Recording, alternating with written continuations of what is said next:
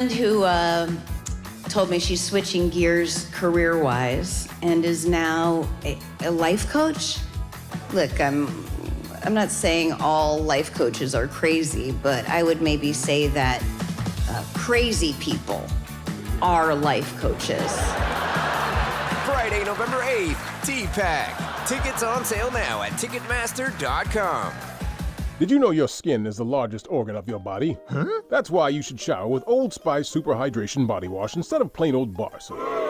Love your skin by super hydrating it with vitamin B3 and glorious notes of vanilla and shea. Did you know that my super hydrated skin is the second largest organ of my body? The first is my heart. Old Spice. Men have skin too. Old Spice Super Hydration Body Wash. 24/7 renewing moisture. With daily use. From the Canes to the Panthers to all of the college sports in the Triangle, we cover it all on the Best of the Drive with Tim Donnelly podcast. Brought to you by Coach Pete at Capital Financial Advisory Group. Visit us at capitalfinancialusa.com. Hi, I'm Vanessa Williams, and I want to share with you the role that diabetes has had in my family. I lost my grandmother at the early age of 64 due to complications with diabetes. She was warm, generous, and a constant encouragement for me to follow my heart. Did you know that African Americans experience chronic kidney disease at a rate that's 25% higher than white Americans? And we're almost 4 times more likely to develop kidney failure. Diabetes and high blood pressure are leading causes of kidney disease, which can result in kidney failure, needing dialysis, or a kidney transplant. The good news is that you have the power to check out how well your kidneys are doing and learn ways to prevent them from failing. So go to your doctor and get yourself checked out. Visit linkmylovetv.org to learn more. Get the facts, get checked, and get healthy. This hour of the Triangle Sports Leader is powered by Ritchie Law Firm, injury lawyers. Ritchie Law is on top of it. Go to ritchielaw.com. That's ritchielaw.com. They score!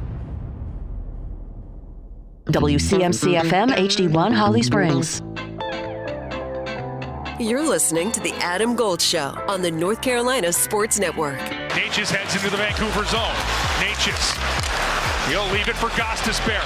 Gostisbehere finds Aho. He scores in overtime. Sebastian Aho, his 57th career game winner.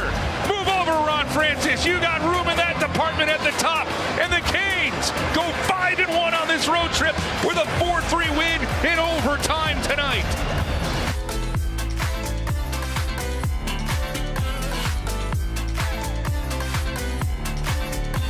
It's the Adam Gold Show. How you doing?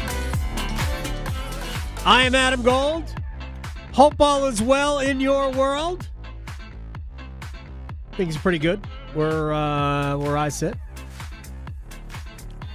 Victoria's here. Welcome to your Tuesday. We're closer, one day closer to Halloween. Do you have special plans? By the way, have we already had our Halloween party here? No, that's on Halloween. It is. I don't know if they ever marry up. Yeah. Do you have special plans for Halloween? You know, I just like to we've talked about before. We don't get trick or treaters, but I have enough festivities of my own. Like I like to watch scary movies, maybe make a special dinner, have a bonfire, do that whole thing. Do you have blueberry pancakes? I really should leave. By the way, is there a reason that I'm on a green screen right now? I don't know. It was for the joke, wasn't it? Right, it was. It was for that's that. what you are for Halloween, is a green screen. Or maybe I got that from a dad joke book. Oh, okay, nice. Well, you know, I really apologize for that. I love puns and dad jokes, so I can get down. Oh, they're the greatest. I know. They're the absolute greatest. Anyway, so what do you have? What is your special Halloween, or you just make it up? Like it doesn't have anything to do with Halloween. Yeah, Just watch like Halloween movies, maybe have a bonfire, very Halloween-ish things, because trick-or-treating's not an equation in that. So which is fine, because I don't think Biff is really a big fan anyway of that. No, the dogs hate it. Of course. The doorbell keeps ringing. No, get out of here. No, stop. Like, it doesn't even have to get to the doorbell. If there's anything moving out there that's not supposed to be there, Biff lets me know. Yeah, if a stiff breeze blows the leaves off the tree, Earl loses his mind. I mean, the acorns that are falling are really making him mad these days. Do you ever watch Welcome to Wrexham? No, I still haven't. Okay. I need to. Well, Phil Parkinson, the manager of Wrexham, uses a lot of colorful metaphors when he talks to the team. And whenever he does, they generally beep it out. Mm-hmm. But they use like a whistle, right? Or no, it's a bell. Okay. They use a bell to bleep it out. Like how when Rod says colorful language, it's the horn. Right. So now your screen is back. My screen is down. It keeps going back and forth. Again, I'm going to blame the terrible blueberry pancake joke. And every time we're watching Welcome to Wrexham, and they do that, every time they ding out one of Phil Parkinson's curse words, Earl, the dog, the Weimaraner, loses his mind.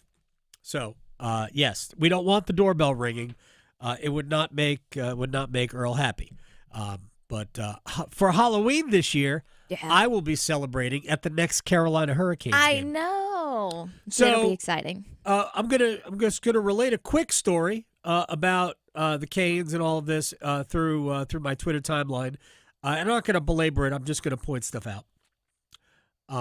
The last time the Hurricanes did not sell out a home game. Last time they didn't sell out a home game. It's probably been a while. Halloween 2 years ago. Oh, okay. Team doesn't want a home game on Halloween because a lot of people are busy. Trick or treat. Yeah, they're doing things. So, yes, that was the last time. Incidentally, it was the only game they didn't sell out. Or actually, I think that 2 years ago was the only game they didn't have at least 18,000 fans. Right. The official sellout is like 18,600, I believe. And it was against the Washington Capitals. They played the outdoor game that year against the Washington Capitals and more than made up for the shortfall in attendance. So, yes. Anyway, so my timeline is, there's a lot of hockey on my timeline because, occupational hazard. And Canes won last night. And I got this response from, for no reason, nobody, period, cares, period, about, period, hockey. Or the period, Canes, period. Which, of course, is foolish. It is very foolish. People do care. I didn't realize it was April. And I just quote tweeted that with a joke. Yeah. I'm not going to engage in that because it's silly. Yeah. Like, why does it bother you that other people care? Because people do care, as I just pointed out.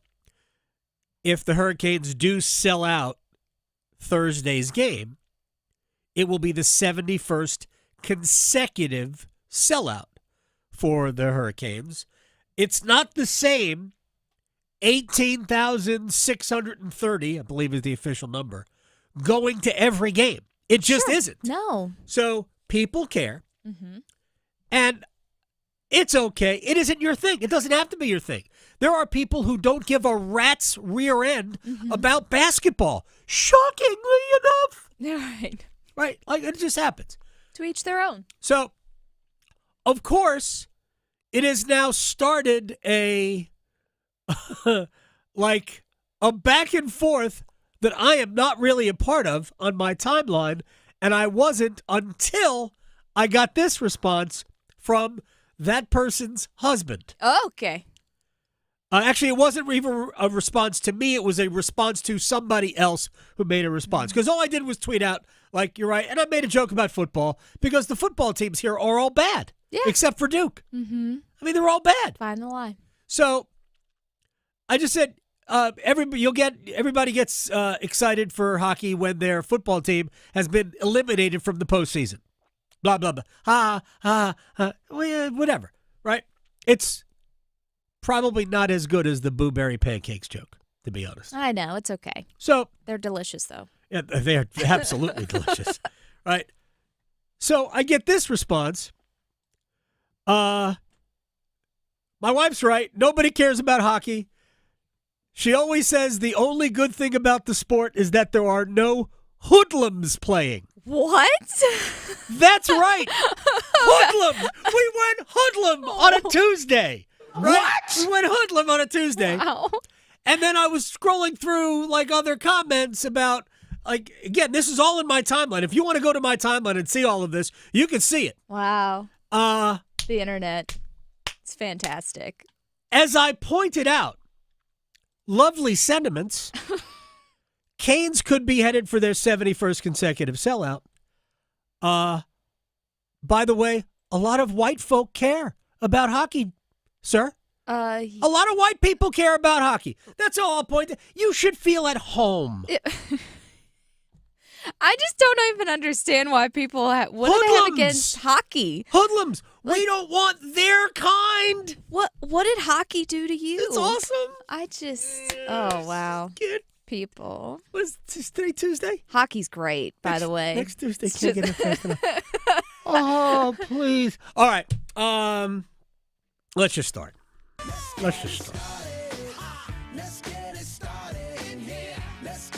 And then we get back and forth about which college is better. Oh, wow. This college can't count. This college can't do this. Like, my gosh. And all the while, we can't decide which there is your. I If love you those. can't get that right, shut the hell up. Stop commenting. Just shut up. If you can't figure out which your is your and there is there, back off. Yes, there is a difference between there, and there. Delete your account. I'm begging you. All right. Yes. We have Video Joe frantically working on the. I know. See, I I was kind of hoping maybe with the green screen thing we were going to do Halloween stuff. Joe's like, maybe why is he talking to me? I'm like, because it's fine. It's okay.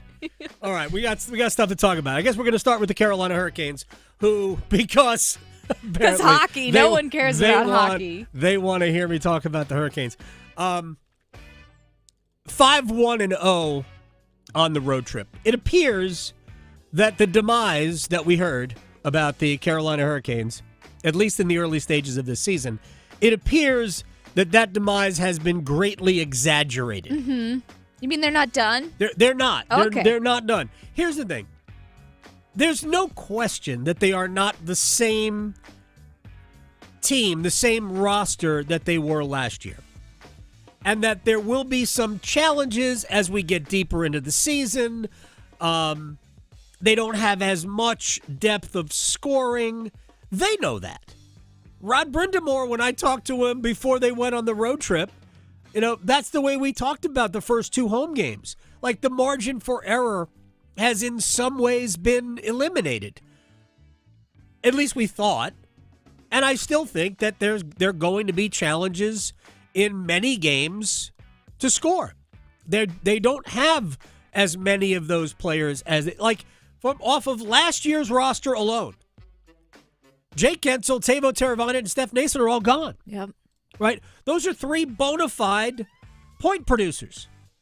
And the Hurricanes didn't replace them with bona fide point producers. They replaced them with effective players, but not point producers. We'll get to these things in a second. So, I am not sitting here 8 games into the season and saying, it's the same team, or is it better? No, it's not. But this team is going to win a lot of games. They're going to win more than most teams in the NHL. And I'm not saying a majority. I'll be shocked if the Hurricanes are not at least 4th best in the Eastern Conference. I think they're that good. If the goaltending holds up, and we might have an issue there, we'll get to that. I think the Hurricanes are going to be right near the top of the league. I think they're going to be, they'll be within swinging distance of the Rangers, who I think the Devils have the best roster. The Rangers probably, because of their depth on the blue line and goaltending, the Rangers probably have the best overall team in the division. But that doesn't guarantee anything. They're still very reliant upon power play and just a few players, which is not uncommon. But the Canes know how to play their game. So they win it in overtime last night in Vancouver, 4-3. Of the 365 minutes on the road trip, 6 games plus what amounted to 5 minutes of overtime play, a little bit more than 4 in Edmonton, and actually it was like almost 5 in Edmonton, and 46 seconds in Vancouver. I would say that they played 300 great minutes of hockey. They went 5-1. They probably were significantly better than St. Louis in the game that they lost, but whatever. It balances out over the course of the season, I believe. So they are obviously playing well. They have an identity they are playing to. If we go back to last year, we didn't even see this team playing to their true identity until I think we got right around Thanksgiving. So this team is getting to their game, and they're getting to it early. Their first periods have been excellent every night out. Here's Rod Brindamore on winning 5 of 6 on the road. Yeah, I don't know. I mean, I think it's good teams. That's what for me, it's a good measuring stick. We know, when we played Calgary, I hadn't lost. These guys only lost once. I mean, it's to play the way we were playing right now. Like I said, give the guys a lot of credit. Not the best circumstances with the road trip and being as long as it was, but I thought every game we played fairly well and deserved what we got. They did. Again, it could have even been better. I thought they were completely out of gas last night in the third period, but Vancouver is a legitimately good team. They won their division last year, a division that had Edmonton in it. Edmonton was 1 win away from winning the Stanley Cup. Here's Rod on the game last night. Well, I thought we came out really well. Maybe could have had a little more out of what we, I thought the way we played in the first half of the game, and then I could just see the fatigue started setting in. Both mentally, everything, we were on our heels a little bit in the second half of the game, and they got going on their game, but we hung in there, and obviously big play in overtime. Yeah, big play in overtime. Win a faceoff. This is the importance of winning faceoffs. Carolina won a faceoff. Jordan Stahl and Brent Burns jumped off the ice. Sebastian Aho and Martin Necas jumped on, and they possessed the puck until Aho scored. And here's Sebastian, who really hasn't been amazing. He's been good, not amazing. Here's Aho. Typical OT, a lot of open ice. So Jordan did a great job winning the first draw, and I don't think we lost the puck ever since. So then skill takes over when there's a little bit more open ice, and Netchi and Ghosty played nicely there and set up the goal. I mean, the truth is that this team should be very good at 3-on-3 because of guys like Aho and Necas, and then you throw in Jarvis and Svechnikov, and they have other players who can play I'd like to see Jackson Blake at 3-on-3 hockey. But Shane Gostisbehere, dynamite skater. He had the primary assist on the Aho goal. Great pass, great move, great finish. No pun intended. That was, by the way, the headline. I did this yesterday. If you want to help write the headlines of the podcast, Canes Corner podcast, we're available wherever you get your podcast. I'll just put the call out, and people do that. And I think it was Garrett. Garrett gave me the headline yesterday. So finish the road trip strong. There you go. Canes finished the road trip strong. Never mind. Quickly about Marty Necas. Went into the season thinking that he needed to be a big part of this team's offensive output. 11 points in 8 games. Sounds like a big part to me. 8 points in his last 4 games, which includes 3 multi-point games, including last night. He had a goal and an assist. He's been excellent. Jesperi Kotkaniemi has also been good. but they're getting contributions from up and down the lineup. I mentioned the players that are not there. So last year, Brady Shea, Brett Pesce, Steph Nason, Teuvo Teravainen, Jake Gensel, all gone, right? Shane Gostisbehere in, Sean Walker, Eric Robinson, Jack Roslovic, Jackson Blake, the rookie, William Carrier in. And basically, other than Walker, who has no scoring points but has been very good defensively, every one of those players has been a major contributor to what they do. Gostisbehere has been amazing. William Carrier has been a tremendous depth, energy player and scored a banger of a goal last night, an absolute rocket for the first goal of the game. Roslovic's got 4 goals already. Eric Robinson has a goal, 3 assists. He's a +5. And Jackson Blake, the rookie, has a couple of goals, a couple of assists as well, and I thought played a good game last night. Like, the Hurricanes will miss Brady Shea and Brett Pesce and Teravainen and the guys that they let go. But the Hurricanes are better than all of the teams that those guys went to. I believe it. Better. Anyway, fun night watching hockey. I mentioned goaltending. Pyotr Kochetkov. You've seen like an EKG, like it goes, up and down, up and down, up and down. That was Pyotr Kochetkov last night. He was an EKG machine. We can't have that. We gotta have more. We gotta have some more steadiness, Pyotr. We just have to. All right. Moving on. And if we're not careful, the Los Angeles Dodgers are going to end this World Series tonight. Yes. Wow. So bad. Like, Fox executives were clearly thrilled at the idea of having the Dodgers and the Yankees. We've got the 2 highest profile teams in Major League Baseball. Destined to be great. This is going to be a classic World Series, which I thought it would be. I thought it would be a great World Series. My prediction was Dodgers in 6. Oh, do we have to get some work to get this series to 6 games? Might need a new team to play the Dodgers to get there. The Yankees are basically a 2-man lineup. It's Juan Soto and it's Giancarlo Stanton. Now, they were mostly top-heavy during the season. They got decent contributions from other players, but it was mostly Soto. Actually, it was usually a 2-man game, Soto and Judge, because Stanton spent a lot of the season injured. Well, Stanton and Soto have been great throughout the postseason, and Aaron Judge, what's the opposite of that? He's been a playoff Aaron Judge. So, oh gosh. Well, yes, he has not had a good career in the postseason. Most of that I always chalk up to circumstance. But this has been bad.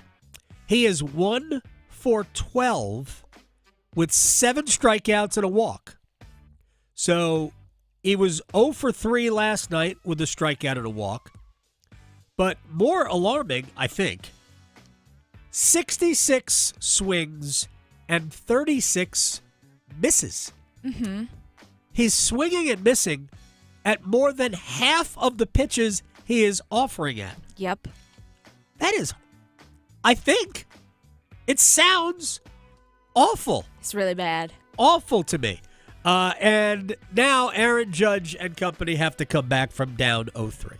Just look at the season we've had, the ups and downs, look at the postseason that we've had, the battles we've had, and just kind of go from there. I think you just look around this room, the guys we have in here, the seasons they've had, stuff they've done in the postseason, and, just kind of feed off each other. We got a great ball club in here, and even though we're down 3-0, it's, we win one game, you never know what's going to happen the next couple. So it's just about looking at the next game that we got tomorrow, and that's all we got. All right, now Aaron Boone, the manager of the Yankees, potentially coming back from 3-0 down. We're trying to get a game tomorrow, okay? That's where our focus lies. So hopefully we can go be this amazing story and shock the world. But right now it's about trying to get a lead, trying to grab a game and force another one, and then on from there. But we got to grab one first. All right, there is a documentary right now on Netflix. I'm trying to think of the name of it. I think it's called The Comeback.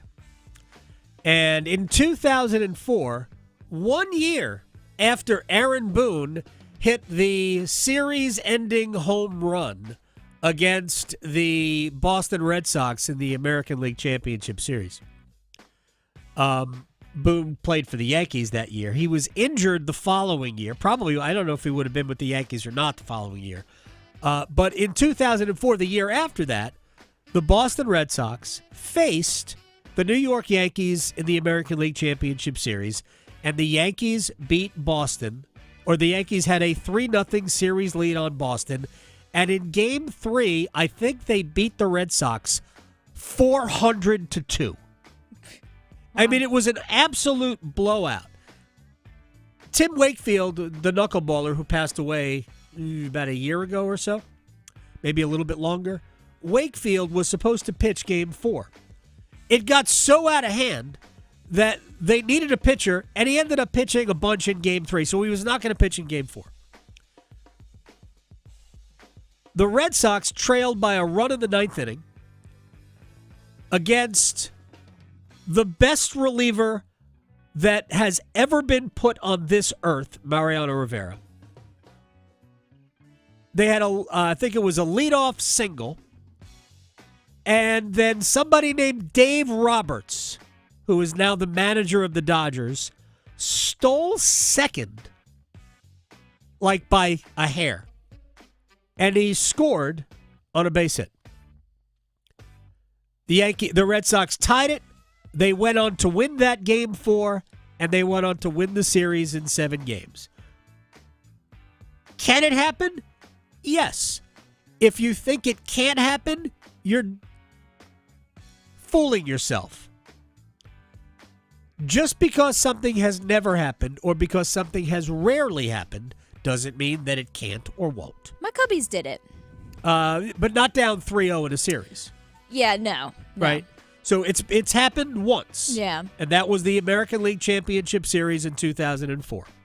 But it is interesting to note that Dave Roberts was on that Boston team that did it, that came back. So it can happen.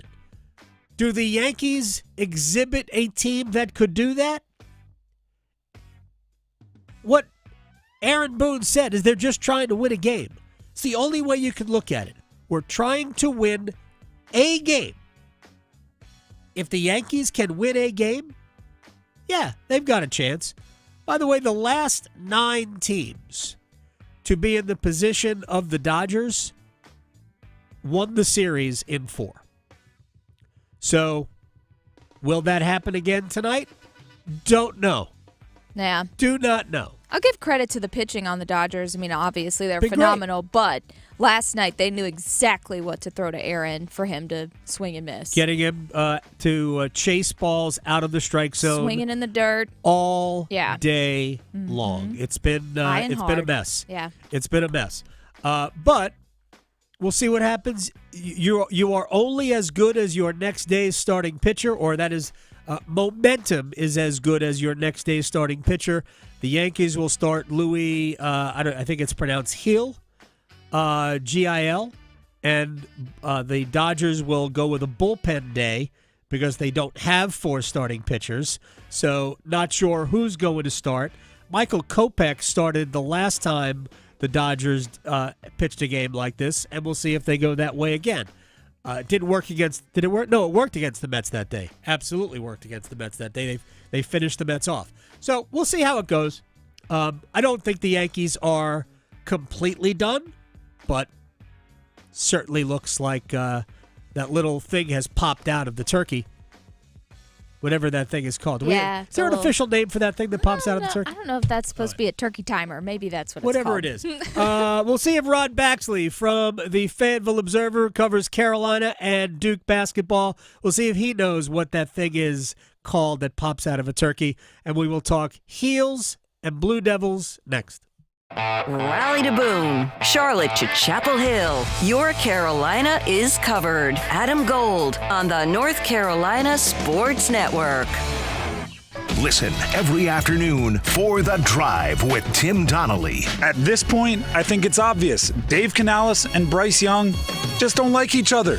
They're two guys that don't trust each other. They're forced to work with each other. They didn't pick each other. But when they're forced to be on the field, one calling plays, one being the quarterback, they just don't get along. We all have that coworker. Theirs is pretty important. The Drive with Tim Donnelly, 3 to 6 on 99.9 The Fan. The NBA is back, and FanDuel, America's #1 sports book, wants everybody to enjoy the league. Adam Gold here, and here's why I'm associated with FanDuel, is because the league is awesome.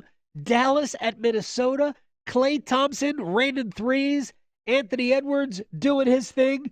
3 months of NBA League Pass can be yours. All customers for betting $5 on any NBA game. FanDuel.com/Adam Gold. FanDuel.com/Adam Gold. Make every moment more this season with FanDuel. FanDuel is the official sportsbook partner of the NBA. 21 and over and present in North Carolina. After a 3-month free trial, the full price of League Pass will be automatically charged monthly. Cancel anytime. No refunds. Terms, restrictions, and embargoes apply. Limit 1 pass per customer. See terms at sportsbook.fanduel.com. Gambling problem? Call 877-718-5543 or visit morethanagame.nc.gov. Whoa, it's you, the Capital One Bank guy. That's what they call me. Mind if I get a selfie? Yeah, sure thing. Say no fees or minimums on your Capital One checking account. Wow, that's a keeper. So, where are you heading? I'm off to spread the good news that Capital One helps people keep more money in their wallet with no overdraft fees. Oh, you're the best Capital One Bank guy. Hey, mind if I get a selfie? Sure. Say, Capital One, what's in your wallet? Terms apply. See CapitalOne.com/bank for details. Capital One N.A. member FDIC. Hey, John, why so glum? I just got let go. The company's downsizing. This is the 3rd time in the last 2 years. I'm done with this. Have you thought about My Computer Career? I've heard they can train you for a career in IT in just a few months, including cybersecurity and the basics of AI. And you don't need prior training or experience. Now that's a recession-resistant career. Wow, thanks. I'll check them out. Go to mycomputercareer.edu and take the free career evaluation. mycomputercareer.edu. Financial aid is available for qualified students, including the GI Bill. Adam Golden Studio with my man Patrick Day from the Aluminum Company of North Carolina. When I say everything for the exterior of your home, I mean it. So tell me everything that you have for the exterior of my home. There's so many things I can't even remember the entire list. You know, Good it's luck. like thanks for the test here. But windows, doors, siding, roofing, gutters, gutter guards, railings, you name it. We have the exterior home improvement you're looking for. The main thing is we're a one-stop shop, right? So you don't have to call 2 or 3 different contractors if you need your roof done and you need your windows done. You can call one company and have it all done. I like that. French doors. French doors. I like French doors. I can't speak French, but I like French doors. Can I tell you, back in the day, you guys did French doors and every window in a home I used to own. Well, thank you for your business. It was incredible. Can I also tell you that it was done in like 2 days? Is that even possible? It is possible. How do you guys do work that fast? We're good. You're We're fast. good. That's Patrick Day from the Aluminum Company of North Carolina. They do the best work in the industry and the best customer service in the industry as well. AluminumCompany.com. This is your captain. We are going to be experiencing some slight turbulence. Please fasten your... Oh, hold on. Just got a video of my cat. Imagine the pilot of an airplane was as confident as you are texting and driving. Seems kind of crazy when you put it like that. Visit StopTextStopWrecks.org. A message brought to you by the National Highway Traffic Safety Administration, Project Yellow Light, and the Ad Council. This is Adam Gold. Maybe at some point after repeated losing, David Tepper will get out of the way. Yeah, it's going to be on my Christmas list every year until it happens. So, there. I wish I could give you that. I wish I could put a bow around that Oh, for you, Victoria. me too. The Adam Gold Show.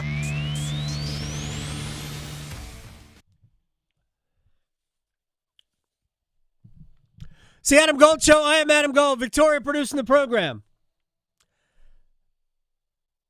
A week from yesterday is the start of the college basketball season.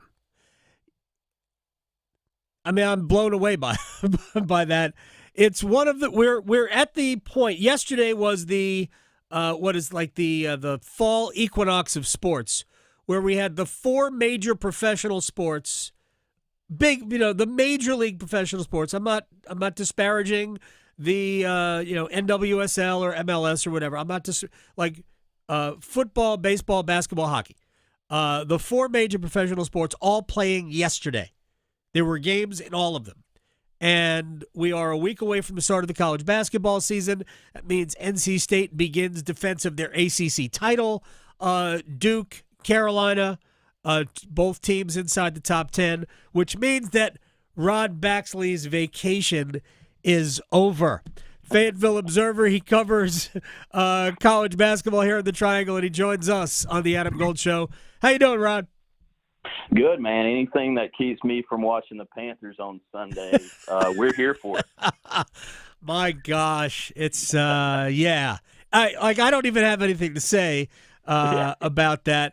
Let me just start with State, so I don't want to run out of time. There were people that were like upset that State didn't get some sort of courtesy ranking because they were a Final Four team last year. They bring back 2 players or whatever, 3 players or so off that team. What do you make of the restructuring and of the roster replacing DJ Burns and DJ Horn? Did they bring in any more DJs? Yeah, I mean, Kevin Keats has proven he's been able to find portal gold with his guards the last few years. So we'll see who that guy will be this year. He said it multiple times. I don't know if there is a DJ Horn on this roster out of the portal, but Marcus Hill, Bowling Green transfer, will he be able to make that jump to the ACC? He's shown he's been able to fill it up as a scorer, so there's a possibility there. When you look at the Louisville guys, though, Brandon Hatfield will probably be their biggest addition in the portal, I would think, with trying to fill that DJ Burns-sized hole in the middle. So maybe it'll be a little different this year where their main guy out of the portal is a big guy instead of a guard to lead Keats' offense, because they have Michael O'Connell and Jaden Taylor coming back, of course. I think it'll be interesting if Dontrez Styles can have a big year. Yeah. And will Carolina fans like him? Yeah, he talked about that a little bit on the preseason media day we had with State, which felt forever ago now. It was late September. But he said, look, I kind of wanted to go to State after I left Carolina, but he felt like the fans would have been a lot worse back then. We'll see how they handle it here, but I think he's a perfect player for Kevin Keats' system with how they want to play up and down. Versatile, can guard 1 through 4, a lot better as a shooter. So I think he's going to be in a perfect situation there with the Pack and should have a big year for them. Yeah, a real totally different player after spending some time at Georgetown. I know you were at Cameron Indoor Stadium on was it Saturday? Saturday or Sunday? Yeah, no, Sunday. Sunday. I actually watched a good chunk of that game. And look, I know Arizona State probably isn't going to be great. I don't know if they're going to be bad, though. Yeah. That was a savage undressing of Arizona State. Bobby Hurley was doing stand-up, it seemed, in his postgame. What do you make of what you saw Sunday night? Because this team looks like it has all of the pieces. Yeah, Bobby Hurley said he didn't want to come back to Cameron, and that's why, because he's been on the other side of that as a player. So now we understand. But yeah, that was Duke at the peak of its powers, if that's what we're going to see this year. Even in the first half, they weren't making shots. In the past, we've seen some of those teams kind of wilt when the offense isn't going and they show it defensively. This team maintained the defensive intensity. There's a nastiness to this group. And then in the second half, they were making everything. So if you're getting that and Cooper Flagg's only scoring 9 points and, playing half of the game, Duke's going to be as good as anybody and arguably the favorite to cut down the nets in April. Rod Baxley, Fayetteville Observer, is joining us here on the Adam Gold Show at Rod Baxley. There's 2 D's in Rod, by the way. That's not for grades. That's just that's how it is. Con Knipple. Cooper Flagg's going to get all the accolades. He is, I don't know if he was unanimous, but he was named first-team All-America, first-team All-ACC. I'm sure there will be people that will tout him for National Player of the Year, all of that. But could you argue that Con Knipple is maybe their most important player? Yeah, I think that's a fair assessment, Adam. You look at Con, everybody's kind of viewing him as kind of Reed Shepherd, the freshman at Kentucky last year. I think he was the number 3 pick from the Rockets, as Reed Shepherd 2.0. I can see it. He's got kind of that old man game and a young man's body as far as knowing his angles and leverage and pivots and just where to be, when to be there, and always seems to make the right play. I remember the heater he had in the second half against Arizona State where he made that barrage of threes. I think it was 4 in like a 3-minute stretch. After the third one, I looked over at Coach K, and he was smiling and shaking his head. So if you're doing that, you're doing something right. So I think Con Knippel, I think he's got a chance to be an all-ACC guy. Yeah. First team with what he can do, because he just does everything so well and never seems to make a bonehead play. Yeah, and he's not just a shooter. He looks to me to maybe even be a better version, and this is going to sound weird, of Luke Kennard. I hate to use 2 white players as comparisons. I generally try not to do that, but he does look like he's going to be a better version of that. And the amazing thing is that Duke's got 2 other legit wing players who would probably be automatic starters elsewhere in Darren Harris and Isaiah Evans, and it's quite possible that neither is going to get any time except in blowouts. Yeah, I mean, those guys are number 9 and 10 the rotation now. I mean, it's exhibition season, but when you got 3 veteran transfers, plenty of experience, and the Purdue transfer, Mason Gillis, Tulane Sion James, and then Malik Brown from Syracuse, those are your 3 main dudes off the bench as far as what we saw Sunday. So it's going to be hard for John to kind of manage all these minutes. Yeah. But he has got a lot of fun pieces to play with this season. All right, the Tar Heels bring back R.J. Davis again, and I'm here for it. I love watching R.J. play. I know Hubert was trying to get him a 6th year. He was lobbying for it after the exhibition against Johnson C. Smith. We know what he is, and I know he was banged up, but he played, and he's going to be fine. I love – because I think Seth Trimble is going to have – a really, really good year. He might not be a great shooter, but I think he's going to be a heck of a player for them this year. I'm with you, Adam. I mean, sometimes the best find in the portal is the guys you're able to keep. And luckily they were able to get him back after he had a brief exit. And he looks so much more comfortable offensively and just so much more balanced with attacking the lane.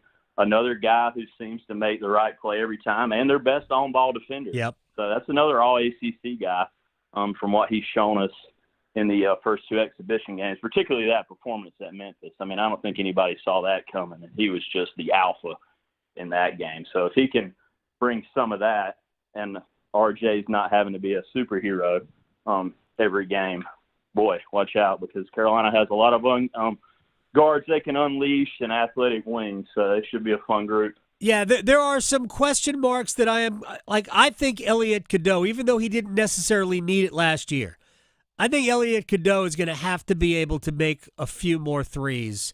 Like, he can't be, a 28% three-point shooter. That number's got to come up at least closer to 35%, no? Yeah, he does look a lot more comfortable shooting-wise. There was a lot of pause in his stroke last season, and you could tell he was very uncomfortable with shooting that. He does look more comfortable in that regard. There should be a lot more space with this roster. Armando Bacot, great player, obviously, but it's not like you can go 5 out with Armando like you should be able to do with some of their big guys. So I think Carolina's best path is spread things out. This should be the fastest team under Hubert Davis. He's really stressed that. So if they can push the pace and take advantage of their athleticism and speed in the open court, they should be at the top of the ACC with Duke. Rod Baxley is joining us, Fanville Observer, at Rod Baxley on Twitter.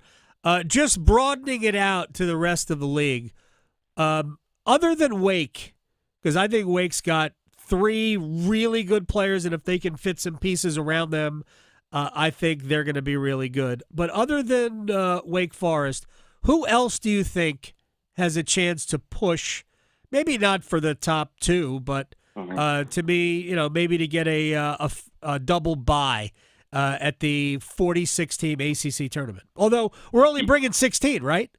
Yeah.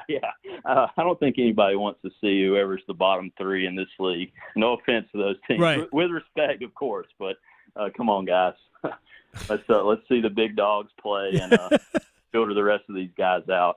But yeah, Adam, when you look at the rest of the ACC, I think you have to start with Clemson. I mean, coming off an Elite Eight appearance, not a lot of buzz for Brad Brownell's club. Obviously lost P.J. Hall, but they returned two all-ACC guys and Chase Hunter, who was incredible in the NCAA tournament. Yeah. And then Ian Shefflin, who seemed to have a double-double every night just off garbage points and being able to snatch boards. So I think Clemson is in that grouping. And then I'm looking at Louisville and Pat Kelsey. Feels weird talking about Louisville again in a good light, but I love their transfers. I love the energy Pat Kelsey's brought there. I think they're going to push for an NCAA tournament bid. I really do with that roster. So I think those are the two teams I'm most excited to see outside of, obviously, our Big Four in North Carolina. Yeah, Pat Kelsey is a wonderful coach, did a really good job at College of Charleston. So I hope things work out for our friends in Louisville. Rod Baxley, I thank you very much for your time, man. We got to do it again. I will hopefully our paths will cross at some point. Sounds good, Adam. Appreciate it, man. You got it. Rod Baxley, Fayetteville Observer here at rodbaxley.com. We come back. I'll be in the left face-off circle like Marty Natchez, and Victoria will throw questions at me, and I will fire answers one-timer style next. Raleigh to Boone, Charlotte to Chapel Hill. Your Carolina is covered. Adam Gold on the North Carolina Sports Network. Oh, the NBA is back, and FanDuel is America's #1 sports book for a reason, because they want you to catch all the action. And right now, FanDuel giving everyone 3 months of NBA League Pass. All you got to do to catch every tip-off, every buzzer beater, every dunk is place any $5 wager on the NBA and get 3 months of NBA League Pass, courtesy of FanDuel and me. FanDuel.com/AGS. Make every moment more this season with FanDuel. FanDuel.com/AGS. FanDuel is an official sportsbook partner of the NBA. 21 and over and present in North Carolina. After a 3-month free trial, the full price of League Pass will be automatically charged monthly. Cancel anytime. No refunds. Terms, restrictions, and embargoes apply. Limit 1 pass per customer. See terms at sportsbook.fanduel.com. Gambling problem? Call 877-718-5543 or visit morethanagame.nc.gov. My name's Kate Roper, and I live in Leicester, North Carolina. In September of 2023, I had a tumor removed from my left ear, and I just enrolled in NC Medicaid. It was just such a relief knowing that now that I'm covered by NC Medicaid, I don't have to worry about how I'm going to pay for medical treatment now. It's probably saving my life. See if you qualify at medicaid.nc.gov. The North Carolina Healthcare Association invites you to listen to this month's podcast, Conversations on the State of Healthcare. This month, we are diving into a topic that is important to so many of us, the health insurance open enrollment period. In our latest episode, produced in partnership with the North Carolina Healthcare Association, we speak with Megan Brohl, a consultant with the Marsh McLennan Agency, an NCHA partner providing business employee health and benefits, and a graduate of Coastal Carolina University. She explains some of the things to consider when opting in for insurance coverage. Really looking at the information, comparing the plans, not just the premiums, but what's the coverage, and making that best decision for you, your family, what's going to be best in the future if you have things that are coming up, and really considering all factors when you're looking at your coverage. You can learn more and join our latest conversation on the state of healthcare wherever you find your favorite podcasts, and learn more by visiting nchealthcare.org. As fall championships begin, the Governor's Highway Safety Program would like to remind you to buckle your seatbelt when traveling home from today's events. Whether you're driving out of town or across town this holiday season, wearing a seatbelt is your best defense against injury or death in a crash. During the busiest time of travel, prioritize your safety and buckle up.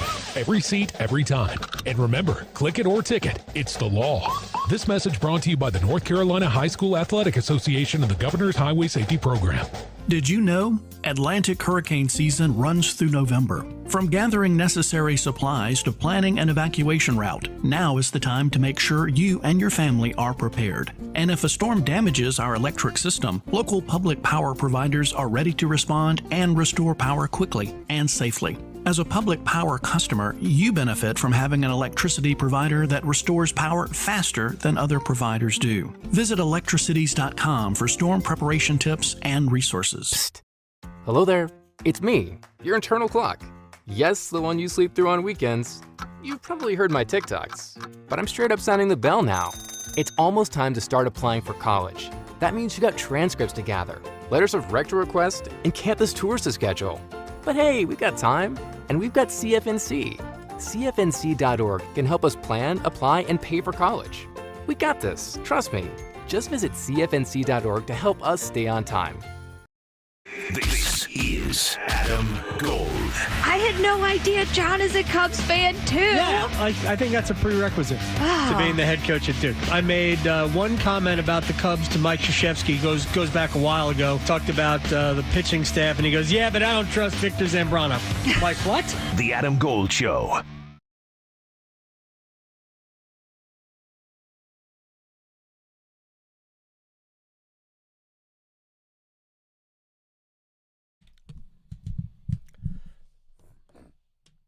It's the Adam Gold Show. I'm Adam Gold, victorious on the ones and twos because we are 2 days short of Halloween.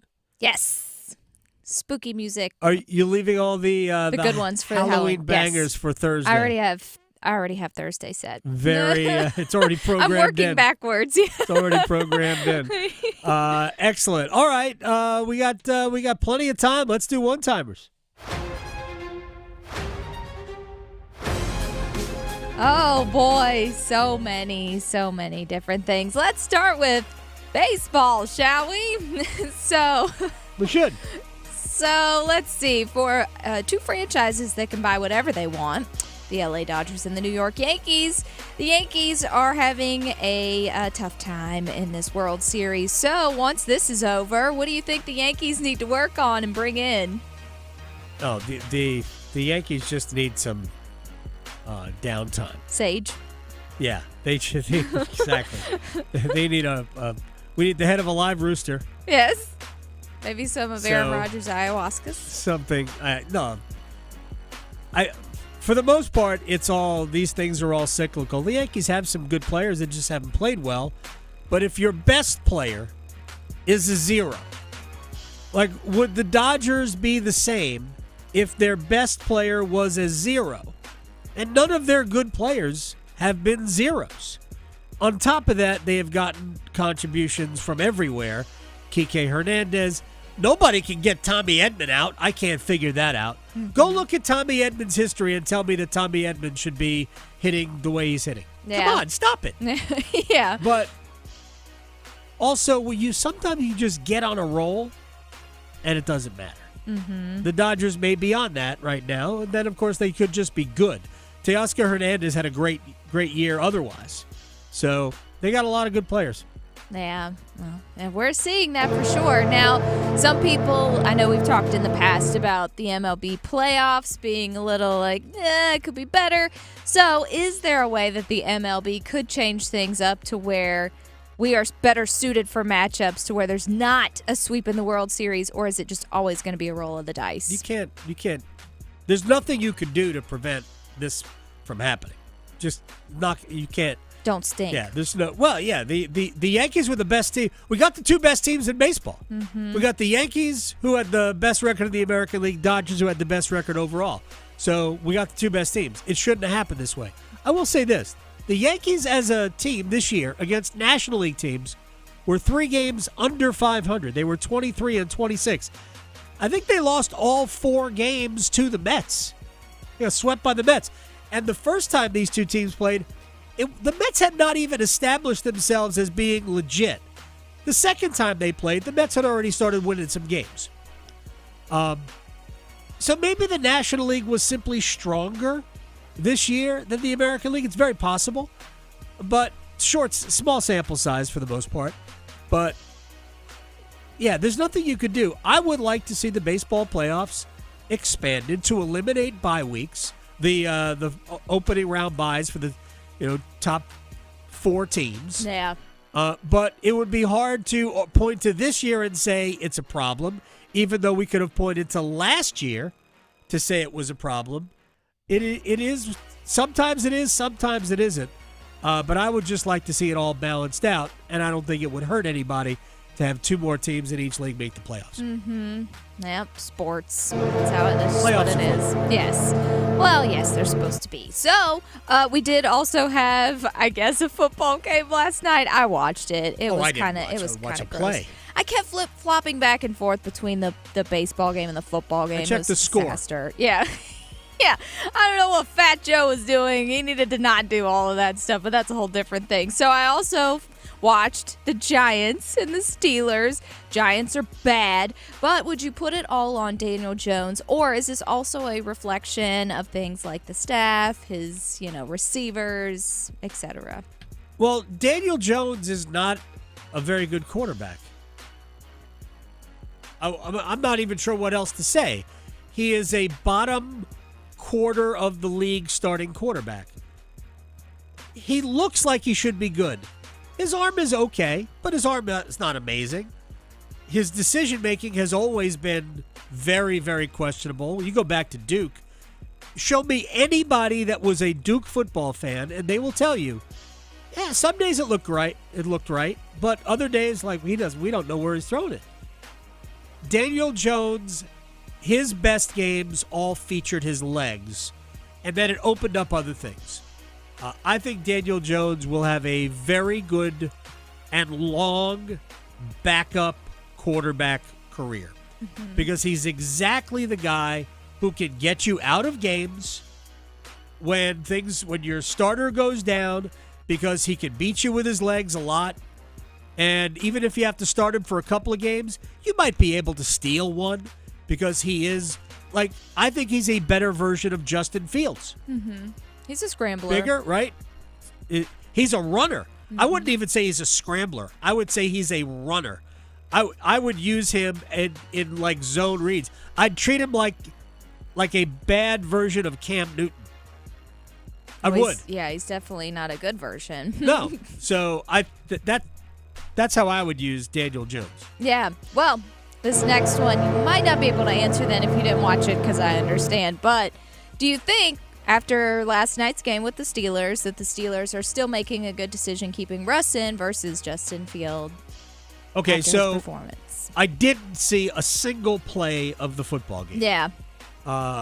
They did end up aside winning. from other things, hockey.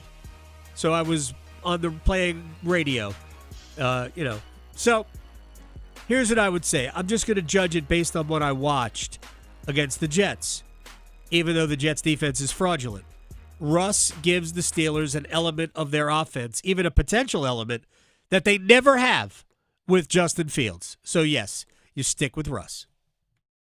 Serving it up hot and fresh every day. Adam Gold on the North Carolina Sports Network. Adam Gold from my friend Gordon Miller, Miller Lending, Kildare Farm Road in Cary. They say timing is everything. But what if your timing isn't good? Maybe timing shouldn't matter. And with mortgages, it doesn't have to if you go the right route. Miller Lending, home of the original no closing cost mortgage. Because think about this. If the rates are high, but you're about to buy a house, you can't delay home buying simply because the rate's high. Get your mortgage. Don't pay closing costs. When the rates come down, and they will, Gordon says the rates will be at 5.5 or lower next year. This is what happens election years and into the next year. Rates will come down. And then you refinance free of charge when the rates come down. And you can refinance every time the rate drops a half point. Play the game the right way. Miller Lending on Kildare Farm Road in Cary. Don't ever pay closing costs. Miller Lending is an equal housing lender. NMLS ID 250-2146. Hey, it's Adam Gold, and do you have a late-night craving for in-depth analysis on the Carolina Hurricanes and their latest game, their latest win, their pursuit of the Stanley Cup? Well, I can quench your thirst. I can feed that appetite on the Canes Corner podcast, the morning after edition, which drops the morning after every Hurricanes game. Get it wherever you get your podcast. Brought to you by the Aluminum Company of North Carolina.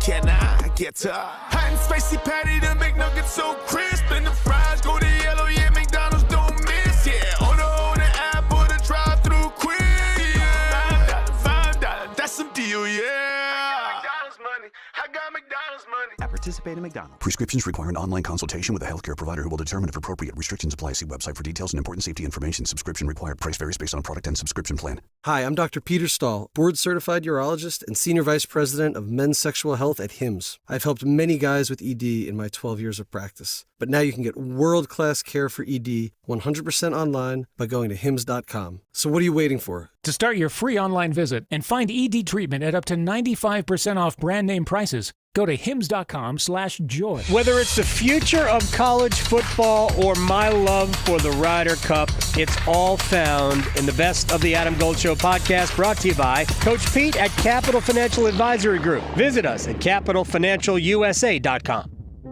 I learned patience from my adoptive dad. All he had to say was, "Hey, you got this. Just breathe." Hey. We're pretty good. Yeah. Might have to start a band. I got it. Learn about adopting a teen from foster care. You can't imagine the reward.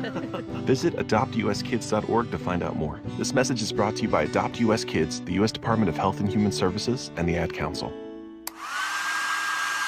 I feel like I'm constantly cleaning hair off my bathroom floor.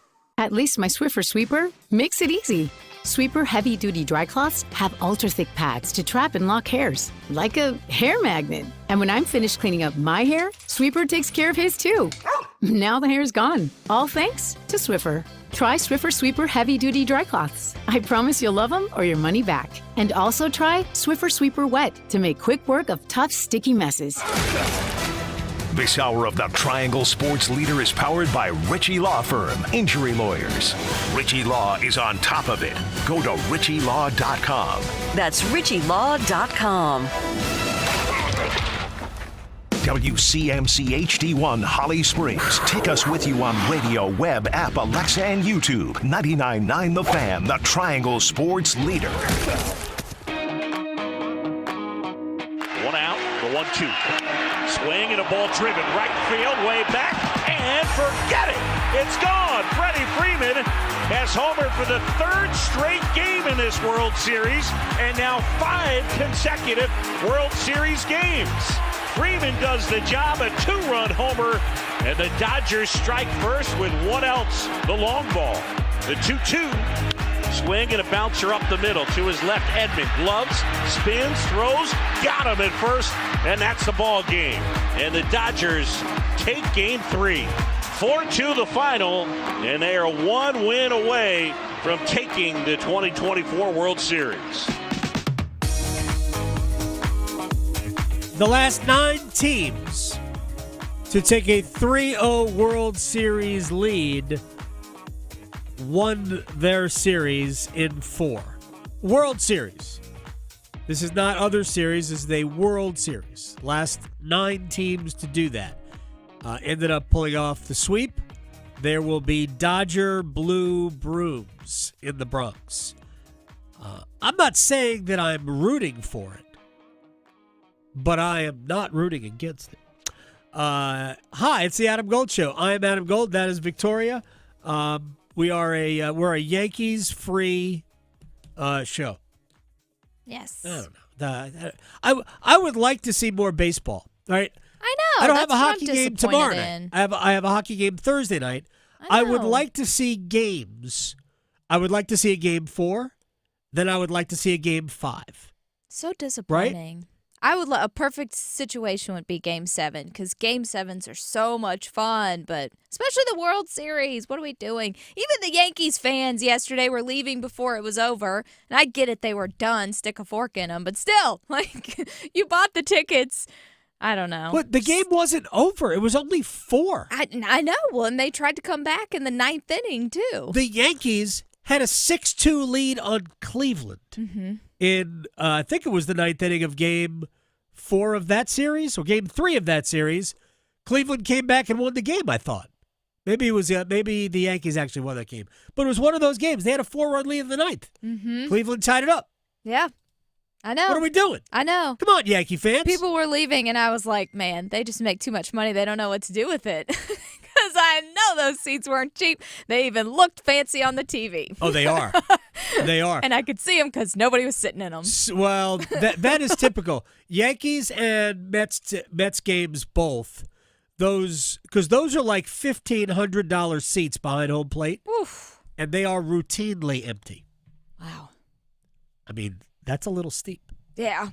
Yeah. You know, if I'm going to pay $1,000 for a seat, I'm staying. I'm not even going to finish the sentence. I'm there. I'm not even going to finish the sentence. Yeah. So, exactly. yeah, that's no good. But the get-in price for games at Dodger Stadium was almost $900. Wow. Just to get for a nosebleed ticket. Right. So, but apparently the prices are coming down. So if you want to go to Game 4. Not if you're listening to this program, although if you're streaming it, maybe you live in the New York area, you want to go to Game 4. I have been reading that ticket prices are dropping. Oh, okay. Yeah. So, anyway, Shocker. But I want the Yankees to win Game 4 so we can have a Game 5 so I can watch 2 more baseball games. I know. Right? Make it last longer. I don't have anything riding. I didn't place any of my bets. I picked Dodgers in 6, which is, I think it was plus 420. Yeah. Dodgers were a slight favorite in the series, but if you pick a specific game, but it doesn't look like we're going to get to 6. No. But I just like more games. Yes, that's what I want. I want to see 2 more baseball games, at least. I wouldn't hate seeing 4 more baseball games. No. Fox can't be happy. Fox is getting, and the people that own this radio show, Fox affiliate, probably would rather. Sure. The Dodgers and Yankees go 7. Exactly. Here's the problem isn't so much the Yankees, is that the problem is the Dodgers. That's the biggest problem the Yankees are having. Yeah. Dodger pitching has been great. Their bullpen has been great all year long. Starting pitching, while some people wanted to give the Yankees an edge, maybe because the Yankees have 4 starters that they use, it hasn't worked out that way. Garrett Cole pitched well. Carlos Rodon, unfortunately, didn't. Yesterday, the starting pitcher, Schultz, gave up 3 runs in 2 innings, something like that. It's fast. So he was out. Walker Buehler pitched 5 shutout innings. They've got good performances from Yamamoto and Flaherty. Now they're going to do a bullpen day. I hope the Yankees can, buck up and win a game, so we can get, the rotation comes back around. And you'll see Garrett Cole in a Game 5, and maybe the Yankees will get better performances from their starting pitching, and the Dodgers won't. But the Dodger bullpen is so super reliable, and today they're not going to throw, unless they have a chance to win the game, they're not going to throw a lot of their best pitchers today. It's going to be a back half of the bullpen experience, which is what they did against the Mets. But they'll go and they'll get their best if they feel like they have a chance to win. Well, and if not, I'm sure they're thinking, that's okay, we'll just win at home. Well, that's got to be you in the got to back lose of their brain. twice to get back there. Because baseball, for some reason, there's some sort of a debate about this. I don't really partake in it. I think that it's better to have 2-3-2. I think I know in basketball and hockey we go 2-2, 1-1-1. That's unnecessary travel for me. Yeah, it's a lot of traveling. Just do 2-3-2. It is a lot of traveling. I mean, I realize you could argue that it's better for the team that doesn't have home field advantage or home ice advantage to do it 2-3-2, but I think the advantage is negligible at best. I really don't. I just think it's better for less travel. Mm-hmm. That's just the way I look at it. Yeah. I wish that the other sports would do the same thing. But look, I think not only is the Dodger bullpen better, but their big stars, although Ohtani is a little bit hampered here with the shoulder injury. Yeah, he's getting a little dinged up. Oh, yeah. That but slide is still hurting him. Betts has been great, and Freddie Freeman, didn't play at all really in the Mets series. Yeah. And is crushing the know. Yankees. I would be concerned about Ohtani's shoulder because I don't know how much you saw like with the highlights, but during the game, towards the end, you could tell he was swinging for the fences and he was hurting his shoulder doing it. So I don't know. Didn't he separate it?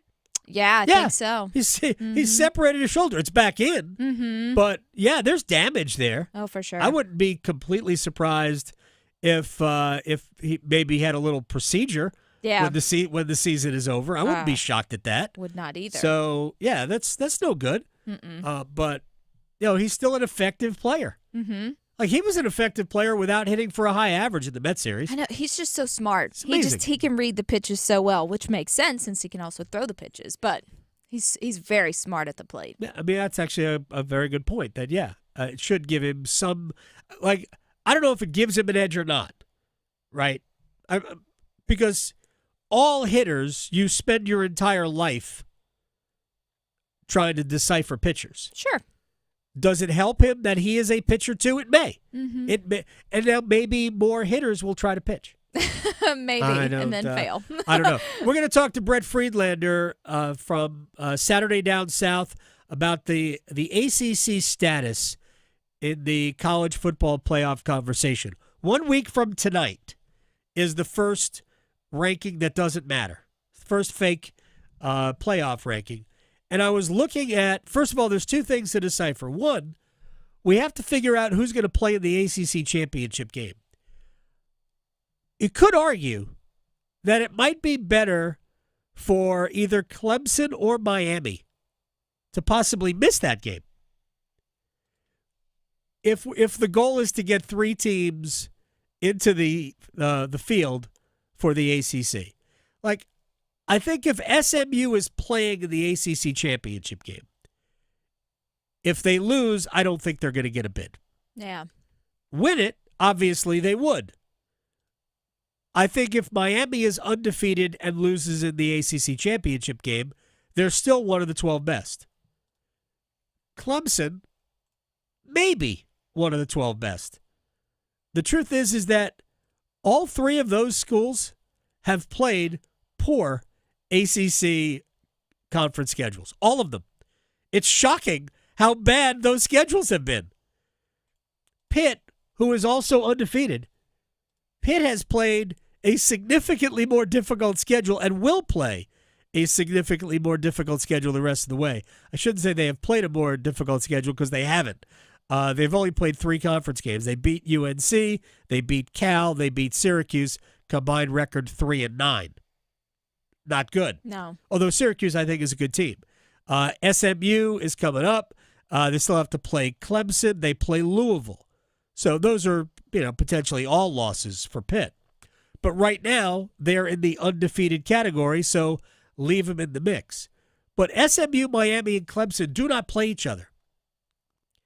The chances that all three end up the season undefeated in conference play is there. I don't think the chances are awesome because it's hard to keep winning.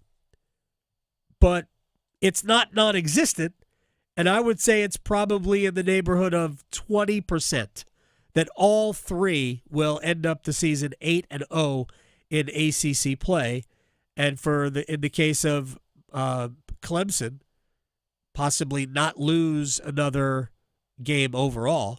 Clemson does have South Carolina at the end of the season, which is not going to be easy either. You might argue that could end up being their best win before the ACC championship game. But if all three are undefeated, the two teams with the best strength of schedule within the conference will play for the ACC championship. So somebody's going to get left out. if it's SMU, I'm not sure that there's enough on their schedule to get them one of the however many at-large spots there are after the 5, I guess 7. But we're really talking about, 1 or 2 spots with maybe 5 or 6 teams. I just don't know that 11-1 SMU is going to get a bid to the college football playoff. But the ACC is still in it with a shout, so that would be fun. But I was looking around at other schedules. Oregon doesn't have anything that daunting left on their schedule. They have Michigan and Wisconsin away, Washington at home. All 3 of those schools are just kind of Penn State's got the toughest game. Penn State and Ohio State play each other. Ohio State also has Indiana, but it all depends on what you think of Indiana. I think the interesting thing will be to see what happens in the SEC. Do they take turns beating each other? I don't think Tennessee's going to beat Georgia. So 2-loss Tennessee? Maybe? I don't know. There's a lot of football left. And while I'm not a fan of the 12-team playoffs for different reasons, it is certainly going to be a lot more difficult to decipher. Every year, every Tuesday, once they started giving us the college football playoff fake rankings, like you could have a legitimate debate because you were talking about 2 teams or 3 teams for a single spot. And now it's going to be a little bit more challenging when the top 12 in their rankings matter. So I just think that to me, it's going to be more interesting in terms of a discussion and maybe a jigsaw puzzle, how they put the pieces together. But I agree with Dabo Swinney from a couple of years ago. These teams at the bottom, yeah, they're not going to compete with the teams at the top. But it's going to be a fun TV show. We'll talk with Brett Friedlander about ACC football, their place in the playoff, and what he has seen from Clemson and Miami of late. And does SMU have a chance, or did the team that turned it over 6 times at Duke and should have lost, are they actually pretenders? Next. Raleigh to Boone, Charlotte to Chapel Hill. Your Carolina is covered. Adam Gold on the North Carolina Sports Network. Listen every afternoon for The Drive with Tim Donnelly. At this point, I think it's obvious. Dave Canales and Bryce Young just don't like each other. They're 2 guys that don't trust each other. They're forced to work with each other. They didn't pick each other. But when they're forced to be on the field, one calling plays, one being the quarterback, they just don't get along. We all have that coworker. Theirs is pretty important. The Drive with Tim Donnelly, 3 to 6 on 99.9 The Fan. Everywhere you look, things are getting more expensive. So at Consumer Cellular, we're lowering the price for those 50 and up. Now you can get unlimited talk, text, and data for $30 a line when you buy 2. That's just $60 a month for 2 unlimited lines. So if you're 50 and up, make the switch and save. Come on, you've earned this. Call 1-888-FREEDOM or visit consumercellular.com today. Requires 2 lines of service, age validation, and credit approval, subject to system and area limits, taxes, and other fees apply. Charlie did not die from an overdose. Charlie was poisoned. Websites and social media selling fake medicines may look legitimate, but they're not. He died in less than 15 minutes after taking the pill. Any medication not purchased from a licensed pharmacy could be deadly. No other family should go through this. It's just horrific. Go to safe.pharmacy. Learn about fake medicine on social media and if an online pharmacy is safe. Adam Gold here from my friend Dr. Lori Travers at Travers LASIK, and twice in the last week, people have asked me about my experience at Travers LASIK, and I have said, well, if you want 20/20 vision and you want to get rid of glasses and contacts, I think it's a great idea. 919-510-6830, TraversLASIK.com. 2-year 0-interest financing is available, about 5 minutes per eye, totally painless. 919-510-6830, Travers LASIK, see what you've been missing. It's bow time. It's not just football season. It's tailgate season. And that includes every kind of football, whether it's got goalkeepers or goalposts. The kick is good! good? Because it doesn't matter where or how you tailgate. When you've got crispy chicken and fluffy buttermilk biscuits from Bojangles, your tailgate is better than great. It's legendary. Head to Bojangles and order your tailgate box with boldly seasoned chicken, fixins, biscuits, and legendary iced tea today. It's Bo time. Planning a tailgate? Then it's Bo time. Bojangles has everything you need for the perfect tailgate, no matter how many fans you're trying to feed. There's the original tailgate, the super tailgate, and for a really big crowd, the jumbo tailgate special. And if you like your chicken off the bone, choose the Supreme's tailgate special that includes 12 perfectly seasoned tenderloin fillets. So grab the tickets, get that Bojangles tailgate special, and go. It's Bo time. Military veterans and active duty service members, you could become a certified cyber warrior with just 12 weeks of training at My Computer Career. Cybersecurity specialists are in high demand, and IT pros with these skills often enjoy abundant opportunity and a great lifestyle. Protect our people, liberty, and treasured institutions from cyber threats. GI Bill, SkillBridge, and other VA benefits are available to those who qualify. Learn more at mycomputercareer.edu/CWP. That's mycomputercareer.edu/CWP. Whoa, it's you. The Capital One Bank guy. That's what they call me. Mind if I get a selfie? Yeah, sure thing. Save no fees or minimums on your Capital One checking account. Wow, that's a keeper. So, where are you heading? I'm off to spread the good news that Capital One helps people keep more money in their wallet with no overdraft fees. Oh, you're the best Capital One Bank guy. Hey, mind if I get a selfie? Sure. Say, Capital One, what's in your wallet? Terms apply. See CapitalOne.com/bank for details. Capital One NA, member FDIC. Are you a veteran looking to make a career change? The Department of Labor is offering no-cost employment workshops to help you. Visit DOL.gov, paid for by U.S. Department of Labor. This is Adam Gold. We don't need Al Roker in a suit doing yoga. No. And Al, to his credit, recognized that and said, you know what? I am not getting into Warrior 2. I'm stopping at Downward Dog. There will be no, he didn't get to that. Like, heck no. The Adam Gold Show.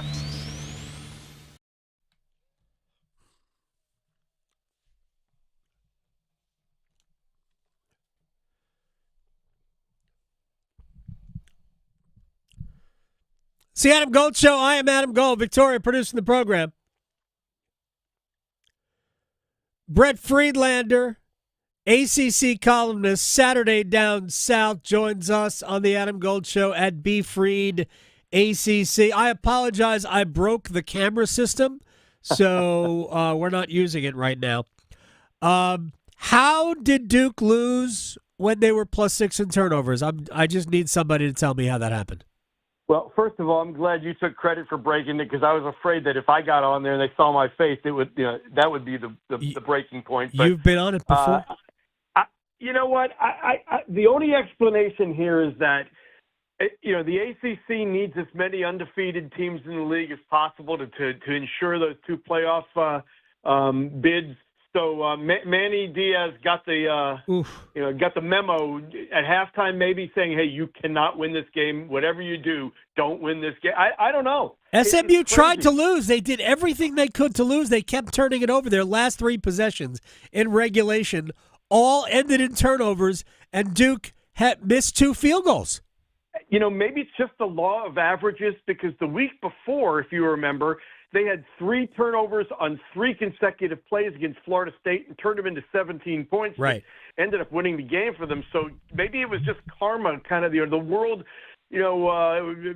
correcting itself that, they had 6 how do you have 6 turnovers and not score a single point off of it? It just inconceivable. And I tell you what, too, I understand it was a 20-yard field goal and it was basically an extra point, but I thought that with the time available and where they were on the field. Now, I'm not saying they should have thrown the ball, but I think that they could have been a little bit more creative in their play calling on that last possession. The way Star Thomas had been running earlier in the game to try to to break him into the end zone and get a touchdown and win the thing rather than leaving it up to a field goal kicker who'd already missed a 42-yarder and an extra point. Yes, and we saw what Manny did. I actually think he did the right thing anyway in the overtime by going for 2. Oh, absolutely. But he did reference after the game we had missed a bunch of kicks. So I was on board with the for a lot of reasons. But I think it's the right thing to do, way, whether your kicker is making them or not. And oh, by the way, if you go back and watch the replay, interference could very legitimately have been called on the 2-point try, not only on the receiver, but also the holding in the end zone on another guy just to the left of him in the back of the end zone. So, yeah. Yeah, there were penalties missed. And again, maybe it is all we'll put tinfoil hats on. It's all a conspiracy to get SMU, to keep SMU unbeaten in the league. All right, so have you done the math on a 3-way SMU, Miami, Clemson 8-0? It's entirely possible. If SMU beats Pittsburgh on Saturday, and the way Pittsburgh's playing defense, and the way SMU turned the ball over on Saturday, it's not a given. But if SMU wins that game, I think it's definitely going to happen. Listen, it's probably going to end up coming down to a game of rock, paper, scissors. But if you're the ACC, the dream scenario in that is if all three of those teams tie it at 8-0. This is going to sound crazy, and it's not because I went to South Carolina, but the ACC would do itself a favor if it made sure that Clemson is not in the championship game. Right. And 11-1 Clemson gets a bid. Correct. And you don't want to take the chance of them losing or beating Miami and knocking them down out of the top 11 and being out. So if you have Miami against SMU, the winner of that game is going to the playoffs, and an 11-1 Clemson is going to the playoffs. So if I'm a conspiracy theorist, that's what I'm looking for. You want in this case, you'd want SMU to beat Miami because an 11 maybe you get a 12 yeah, you would. A 12-1 Miami is going. Yeah. So a 12-1 Miami. 12-1 Miami is, as a conference championship, is automatically going. Right. So SMU at 12-1 would be in, Miami at 12-1 would be in, and Clemson at 11-1 would be in. And yeah, I think that is a scenario. It's still about a 20% chance at best. Might even be less than that it happens this way. Especially because Mario's going to Mario at some point. At Georgia Tech or at Syracuse. There you go. In one of those two games. I was thinking more along the lines of the last game of the regular season. That's at Syracuse, yeah. Yeah. One of those two games, he will crystal ball. He tried to. They tried to do it against Virginia Tech. They tried to do it against Cal.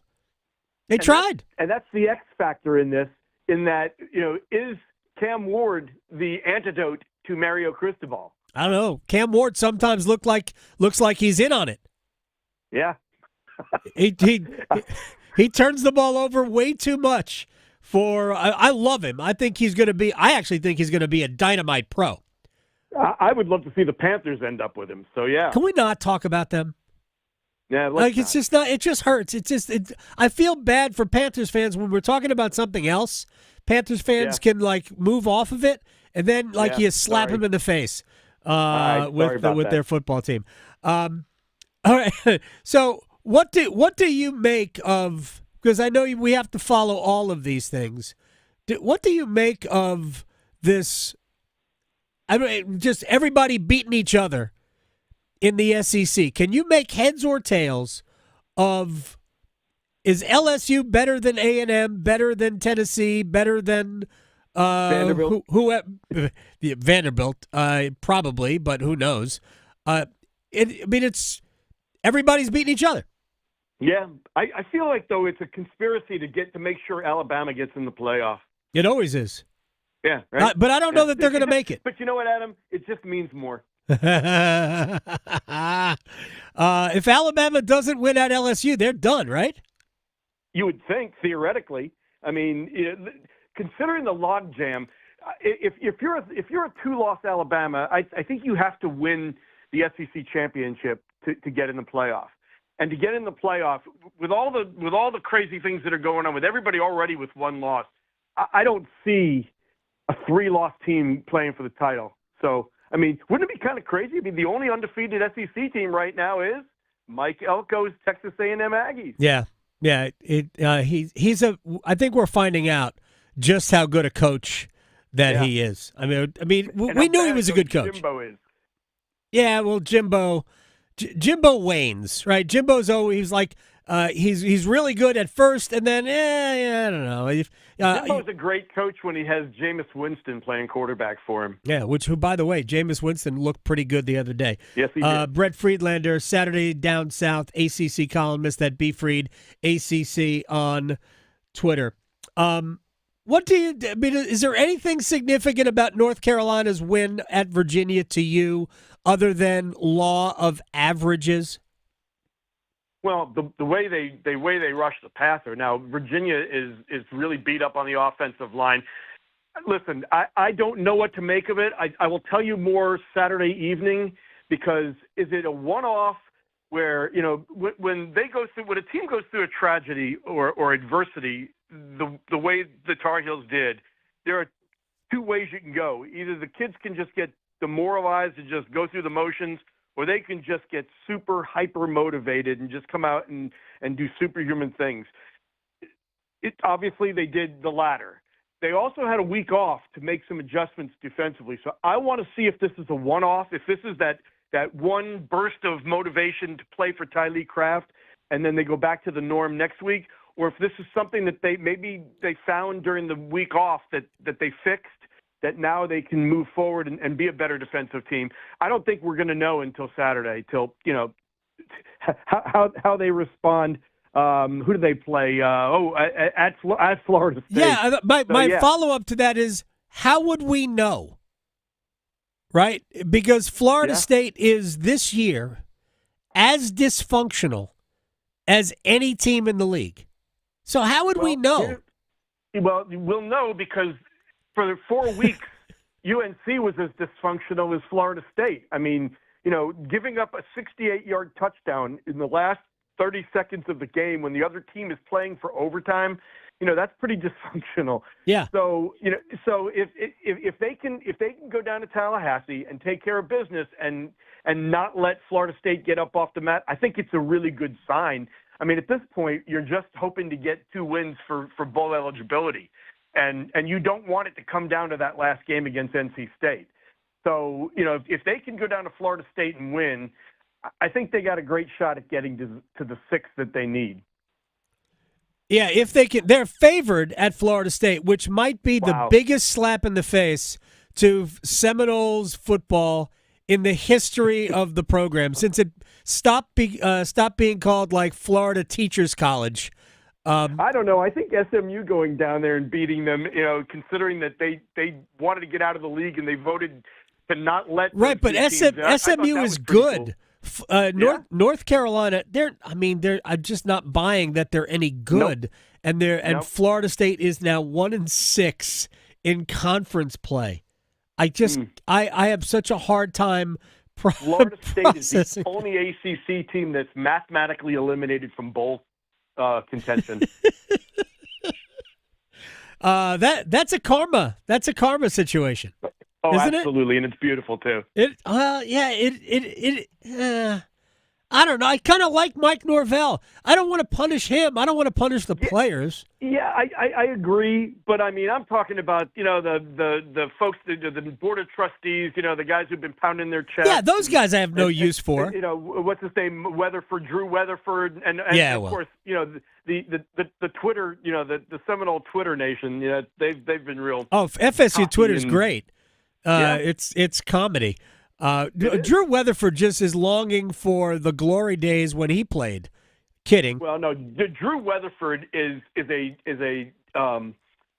private equity fund manager who is looking to profit off of a situation, and is basically riling up the Seminoles to do something that's going to benefit him more than the school. Well, I mean, if you look, I'm not pro private equity, but I didn't think that the what they call Project Rudy, digging into that doesn't sound like the worst idea I've ever heard.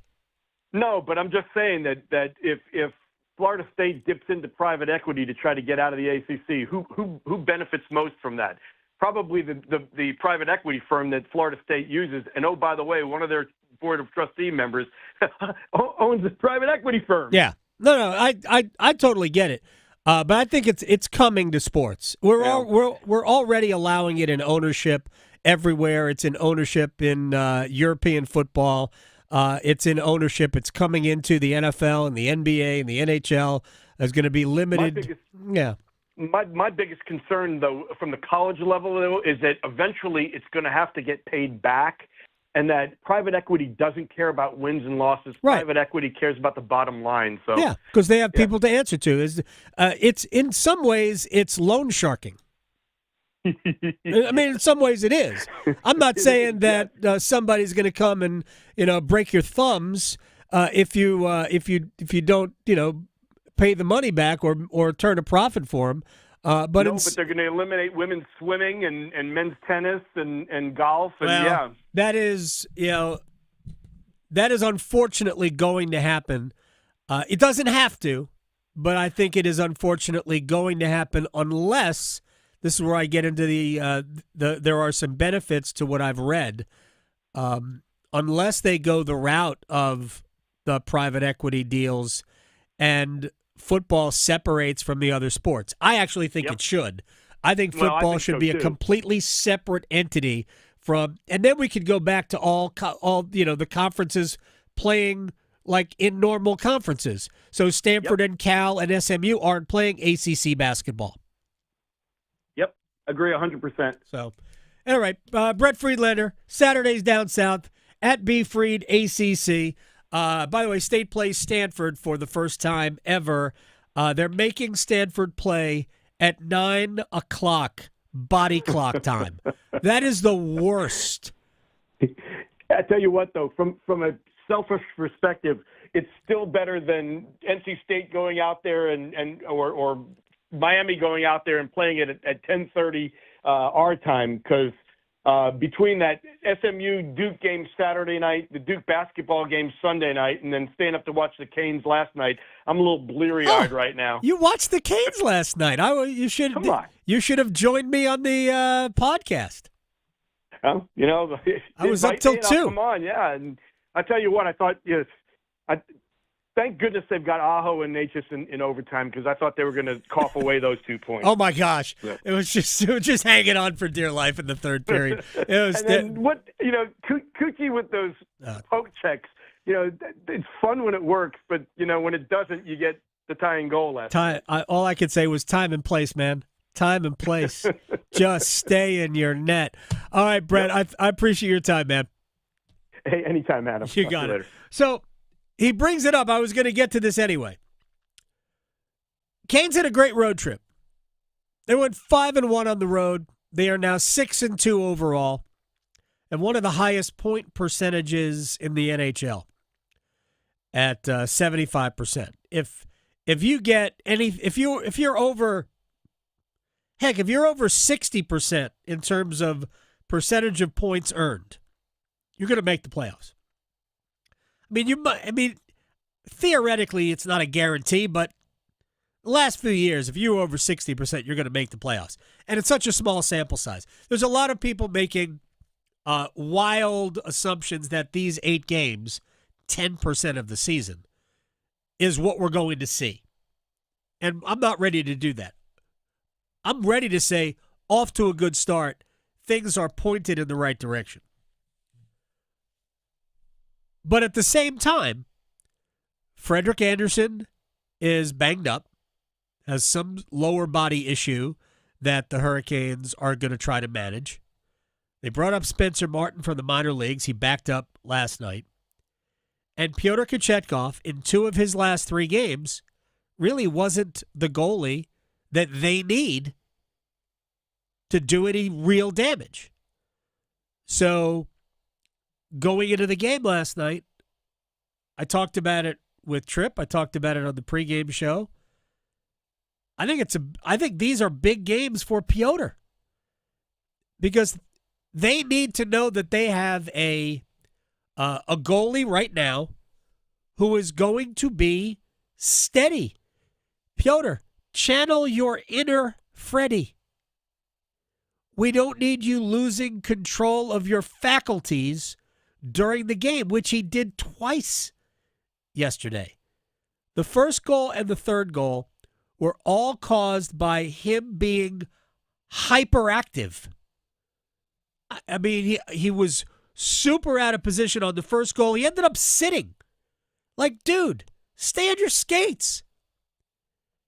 And the third goal, even though Jalen Chatfield was in good enough position to make the shot very difficult, here comes Kochetkov flying out. Like, he had no chance to get back. They can't afford wild card Kochetkov. They need more steady from him. That's why the tandem works well for Piotr. Now, I'm not going to lie. I think Piotr needs to be the guy. But last night's Piotr and the Piotr against St. Louis toward the beginning of the trip, that ain't it. We need the Piotr from Calgary who was solid and good. Because in between Kochetkov's bouts of lunacy, he was actually really good. But the lunacy is what gives 3 goals away and jeopardizes a win. Can't have that. And I'm sure, I don't know how this is discussed in the Hurricanes dressing room. I don't know if Rod goes, Piotr, don't do that anymore. Because you don't want to coach that part out of him. You want to help him to control it. And I will bring up one of my favorite things to bring up. The whole reason that we sent Harry Potter to Hogwarts was for him to be able to control the magic. That's what we need from Pyotr Kochetkov as I bring it back to Harry Potter. I know you feel good about that. It's Halloween. It is. It is Halloween. It's Halloween. I just need to watch Harry Potter because I don't have any clue. Harry Potter has nothing to do with Halloween nor Christmas, but it's an excuse for whoever's got the rights to show it to have Harry Potter week. Yeah. And I believe it's Max. I think it's HBO Max. Okay. I think Warner Brothers Discovery They now. do have a lot of them. I don't know. It's not all the time. You can always find them on. Mm-hmm. All right. We'll stretch when we come back. We will place bets as well. This is the Adam Gold Show. Going beyond the box scores. Adam Gold on the North Carolina Sports Network. Oh, the NBA is back, and FanDuel is America's #1 sports book for a reason, because they want you to catch all the action. And right now, FanDuel giving everyone 3 months of NBA League Pass. All you got to do to catch every tip-off, every buzzer beater, every dunk is place any $5 wager on the NBA and get 3 months of NBA League Pass, courtesy of FanDuel and me. FanDuel.com/AGS. Make every moment more this season with FanDuel. FanDuel.com/AGS. FanDuel is an official sportsbook partner of the NBA. 21 and over and present in North Carolina. After a 3-month free trial, the full price of League Pass will be automatically charged monthly. Cancel anytime. No refunds. Terms, restrictions, and embargoes apply. Limit 1 pass per customer. See terms at sportsbook.fanduel.com. Gambling problem? Call 877-718-5543 or visit morethanagame.nc.gov. As fall championships begin, the Governor's Highway Safety Program would like to remind you to buckle your seatbelt when traveling home from today's events. Whether you're driving out of town or across town this holiday season, wearing a seatbelt is your best defense against injury or death in a crash. During the busiest time of travel, prioritize your safety and buckle up. Every seat, every time. And remember, click it or ticket. It's the law. This message brought to you by the North Carolina High School Athletic Association and the Governor's Highway Safety Program. The North Carolina Healthcare Association invites you to listen to this month's podcast, Conversations on the State of Healthcare. This month, we are diving into a topic that is important to so many of us, the health insurance open enrollment period. In our latest episode, produced in partnership with the North Carolina Healthcare Association, we speak with Megan Brohl, a consultant with the Marsh McLennan Agency, an NCHA partner providing business employee health and benefits, and a graduate of Coastal Carolina University. She explains some of the things to consider when opting in for insurance coverage. Really looking at the information, comparing the plans, not just the premiums, but what's the coverage? And making that best decision for you, your family, what's going to be best in the future if you have things that are coming up, and really considering all factors when you're looking at your coverage. You can learn more and join our latest conversation on the state of healthcare wherever you find your favorite podcasts, and learn more by visiting nchealthcare.org. Did you know Atlantic hurricane season runs through November? From gathering necessary supplies to planning an evacuation route, now is the time to make sure you and your family are prepared. And if a storm damages our electric system, local public power providers are ready to respond and restore power quickly and safely. As a public power customer, you benefit from having an electricity provider that restores power faster than other providers do. Visit electricities.com for storm preparation tips and resources.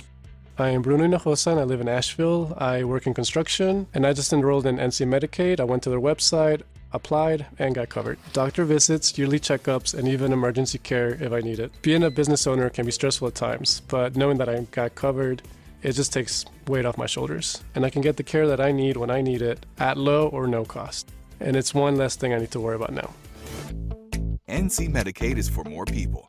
See if you qualify at medicaid.nc.gov. Psst. Hello there. It's me, your internal clock. Yes, the one you sleep through on weekends. You've probably heard my TikToks, but I'm straight up sounding the bell now. It's almost time to start applying for college. That means you got transcripts to gather, letters of rec to request, and campus tours to schedule. But hey, we got time, and we've got CFNC. CFNC.org can help us plan, apply, and pay for college. We got this, trust me. Just visit CFNC.org to help us stay on time. This is Adam Gold. I am Adam Gold. We got football things to quickly chat about. The first is the Indianapolis Colts have benched Anthony Richardson. So how's that draft class working out? Real bad. So Bryce Young, yeah, okay. C.J. Stroud, good. Yes. We have C.J. Stroud, not news, but Houston Texans news in a second here as well. Who is the third? Anthony Richardson was the third quarterback taken of that group? Yes, and there's Will Levis. And there's Will Levis. It was bad. Remember when we sat here, we were parsing through who do we take? Mm-hmm. We, Panthers. Who do the Panthers take? Yep. Right? Regardless of what the decision was. Like, there was a fleeting moment where people thought, well, it could be this guy, could be this guy. Like, all of them. Everybody took turns. It's very possible the three of them are horrendous, and one of them is very good. Mm-hmm. Which, that's kind of what the odds tell us. Yeah. Kind of. I mean, I'm not entirely sure that Trevor Lawrence is worth anything as a quarterback. Not as a top-flight pro. Nah. Certainly getting paid. But in terms of, top third of the league starting quarterback, I don't think so. I don't want him. Yeah, I don't. I mean, I'd take him if my other option is Aaron Rodgers right now. Yeah. We'll get to that in a second. But so Anthony Richardson was benched for Joe Flacco. Was that punishment for being tired on that play? That's so gross. Right. Here's what I thought. First of all, if a head coach makes a quarterback change because the quarterback, for being tired, begged out of a play, that coach should be fired. Mm-hmm. You make the change not because the guy's tired, but because the other guy gives me a better chance to win. Flat out, only reason you would make that change. I don't think that Richardson was tired. It's quite possible that he might have just gotten his bell rung. Yeah, could be. Right? Yeah. And he didn't want to say it. Right? And yes, players will hide concussions. Absolutely. It's what they do. Because it happens routine. We had Mike Felder on one of our recent roundtables, and it's like the concussion isn't just about the skill position players, right? On the lines, when guys smash into each other 60 times a game. Actually, it's not quite 60, I guess. Probably 40 times a game. Yeah, chances are you're going to have those situations happen a lot. And those guys it's like a code. You don't want to show that you're maybe a little bit off. Mm-hmm. It's terrible. It's the nature of the sport, though. So I would be more inclined to think that Anthony Richardson took a playoff because he needed a playoff, not because he was tired. It would make sense. All right. The other thing is that Diontae Johnson figures into this. Stephon Diggs, injured, out for the year. Oh, boy. So does Diontae Johnson become attractive to Houston? I wonder. Yeah, it could be. I wonder. It would be, if I were the Panthers, I've said this 1,000 times, I will either try to sign Diontae Johnson this week or I will trade him. I would almost do the same thing with Chuba Hubbard, except that I think even in the offseason, I don't believe Chuba Hubbard is going to be that big a ticket. So you'd probably be okay waiting and just seeing what the market is for Chuba Hubbard if it got that far. But I wouldn't wait for that. I'd sign him right now. I'd figure out a number right now and sign him. Mm-hmm. Or I'd move him. I think the Panthers should be willing to move everybody. Same with the Jets, who we're still wasting too many segments on ESPN shows wondering what's wrong with the Jets when we can all see what's wrong with the Jets. Yes. They are a dysfunctional family. They are poorly coached, and Aaron Rodgers isn't that good anymore. No. He's just I don't not. even know what to say. He's not. I don't even know what to say. All right, let's stretch. Okay, so kicking things off with Halloween spooky-themed things. Top-selling candies by every state. Not going to go over them, but I did notice that our number one candy, do you want to take a stab, get it, at our number one candy for Halloween? Kit Kat. No, it's actually M&M's. It's like, interesting. How is Reese's Cup not? But whatever. It's fine. It's number one in my heart. So most people, if you're trying to figure out what to give the kiddos this year, they're saying that the top overall ones obviously are always going to be M&M's, Reese's Cups, Sour Patch Kids, Skittles, Starburst. I was surprised by those. Hot tamales? Do people really like? Me as a kid, that never. I don't get it. I don't get any of those things, to be honest. No. Well, and Michael Felder and I both agree on number 7, candy corn. Really? Yes. We both, seriously, with our exquisite palates, like candy corn. I can only take like 1 or 2 because then I'm good. Like then I'm done. But I don't get it. but yeah, we both like that. I learned that this year. So. Great minds. And then Hershey Kisses, obviously Hershey's chocolate's delicious, and Butterfingers. So I don't really think that this is surprising for most people. They do also go over like the number one candies for each state.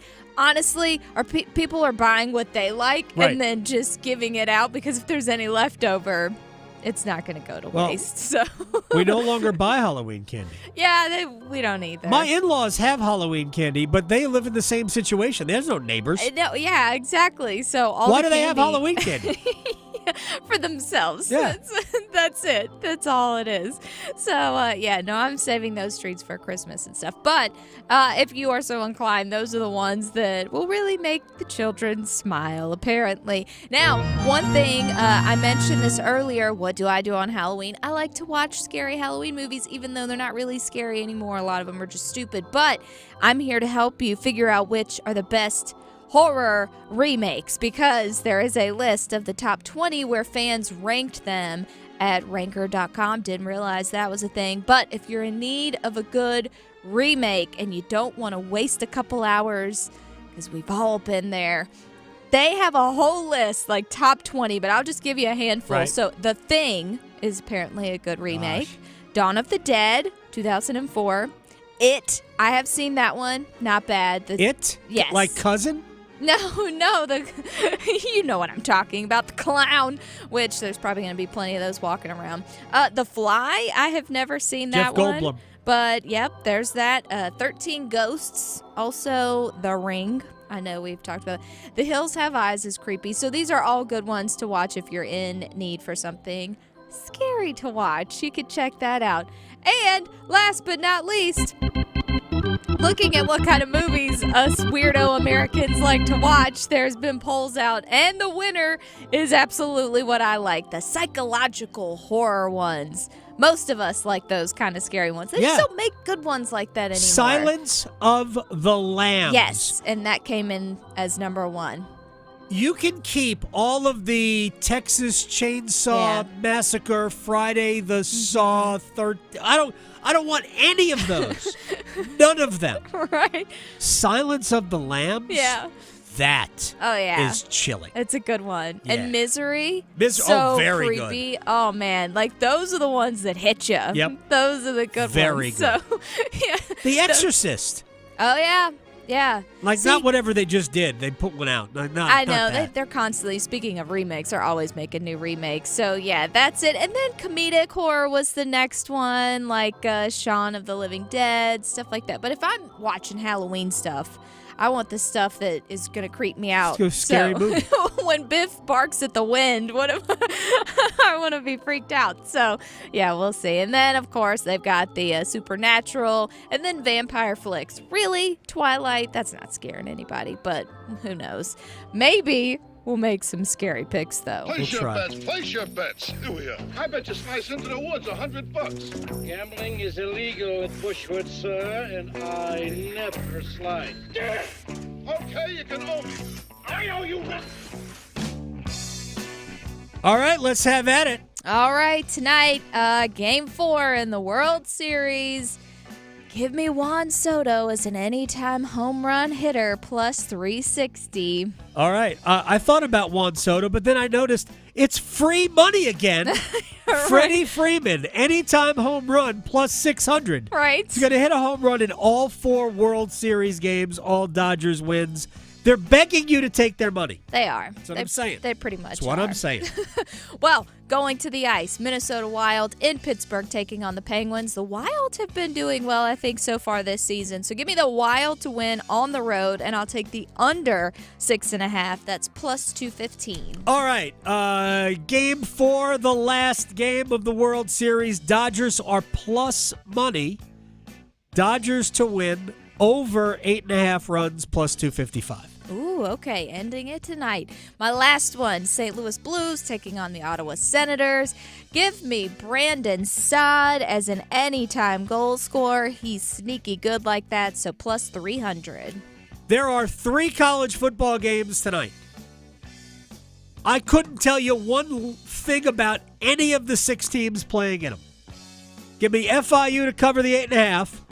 Louisiana as a road underdog to win outright, and Louisiana Tech plus 10.5 at Sam Houston State.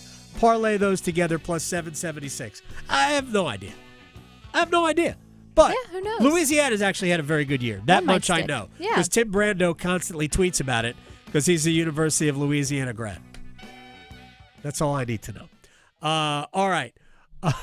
When we come back, in the Wall of Sound, you'll hear from your Carolina Panthers head coach, Dave Canales, and your Carolina Hurricanes head coach, Rod Brindamore, next. Going beyond the box scores. Adam Gold on the North Carolina Sports Network. Hey, it's Adam Gold from my friends at FanDuel, America's #1 sports book. And the NBA is back. It's in full swing. They're already thinking about firing the coach in New York. I made it up. They're not. But the Knicks are not off to a great start. But tonight, they take on Philadelphia, a grudge match, a playoff rematch. And we want you to enjoy the entirety of the NBA. Therefore, FanDuel is offering all customers 3 months of NBA League Pass for free if you make a $5 wager on any NBA game. FanDuel.com/AdamGold. FanDuel is the official sportsbook partner of the NBA. 21 and over and present in North Carolina. After a 3-month free trial, the full price of League Pass will be automatically charged monthly. Cancel anytime. No refunds. Terms, restrictions, and embargoes apply. Limit 1 pass per customer. See terms at sportsbook.fanduel.com. Gambling problem? Call 877-718-5543 or visit morethanagame.nc.gov. Keep pounding. Panther Talk. Panthers Playbook. The Paw Print. Follow your Carolina Panthers all season with us. Bryce fits it into Leggett for a touchdown, and Xavier Leggett does the dollar bill dance, and the Panthers quiet this crowd at Mile High. Your home for complete Carolina Panthers coverage. 99.9 The Fan, the Triangle Sports Leader.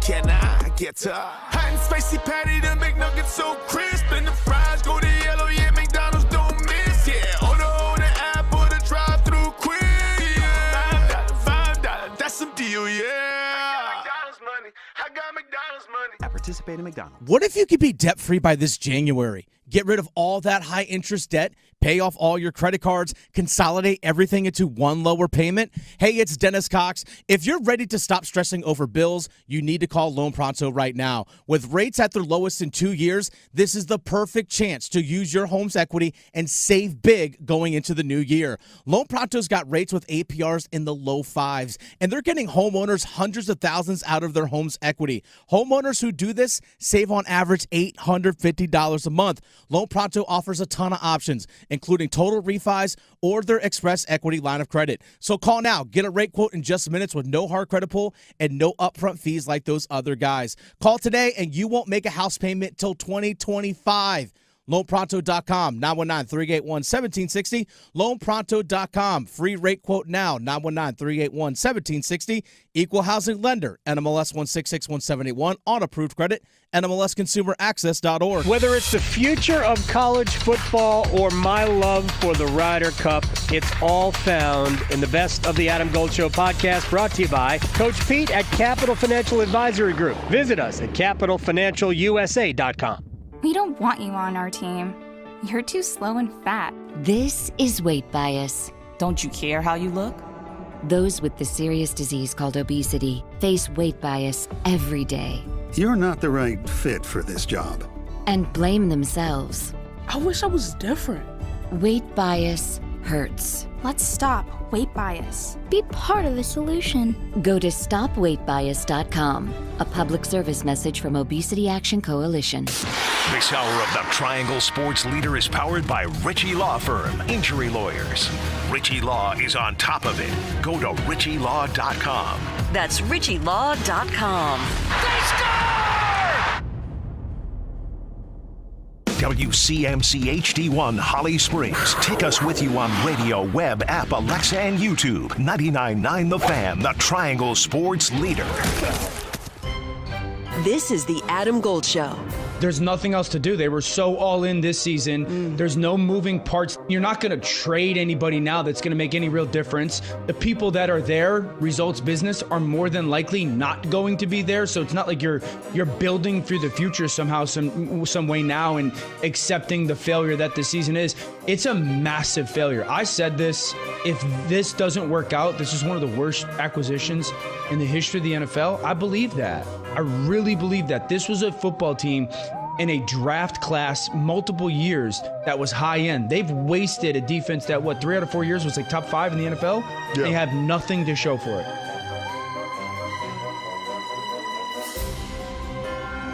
It's the Adam Gold Show. I am Adam Gold. Victoria's here. Coming up in about 15 minutes, Amanda Kostovich, Front Office Sports. Schools are starting to now, I don't know that it's brand new now, but they are starting to take it seriously that they are going to have to police, control, direct NIL programs. House versus the NCAA is going to change the game. She has a piece up in Front Office Sports, and we're going to talk to her about it coming up in about 15 minutes. I am looking forward to that conversation. Amanda's been all over these issues. She's done a great job, and we'll talk to her about it again at 2:15. All right, it is Wall of Sound time. The Wall of Sound is a function of this studio. There's no doubt about it. All right, let's get right to your head coach of your Carolina Panthers, not my Carolina Panthers, your Carolina Panthers, Dave Canales. All right, we've had a full day to process the Bryce Young experience in Denver. Who's going to start a quarterback this week, Mr. Coach? It's going to be a couple of days. These are really important days. The next few, really getting all the way out there to Wednesday to play some live snaps and to do that. So I'll give you guys more information about that. But we really have to look at, Andy, where he's at and in the next couple of days to make a sound decision. Can he grip the football? Right. That would be helpful. Does it hurt? Can he throw it? I think that he's either able to grip the football or Dave Canales is going to attach a handle on it, and so he could just hold it with his fingers and fling it. Right. Because it's obvious that he does not want Bryce Young to play quarterback. If you had any question listening to that, the fact that he immediately throws out Andy should erase any doubt that you have. Right. It has nothing to do with, which it shouldn't at this point. It should be, the answer should be, if Andy can go, he's playing. Right. Part of I'm over Dave Canales. Part of that is based on how he communicates with the outside world. These are not kindergartners. You are not talking about people's children. You are talking about professional. Mike Tomlin would never talk like this, ever. Which is maybe why he is a Hall of Fame coach and you aren't. I have to temper my dismay, my displeasure with this head coach, because I'm not sure that there is a head coach on this planet who can make chicken, as Rod said yesterday, soup out of the chicken feathers he's been given. Because they have a terrible roster. Right. But I said it yesterday, and they brought it up when I joined the guys in the morning on WFNZ. If David Tepper tomorrow said, I've decided I'm going to fire Dave Canales, I would say, I got your back. I got your back.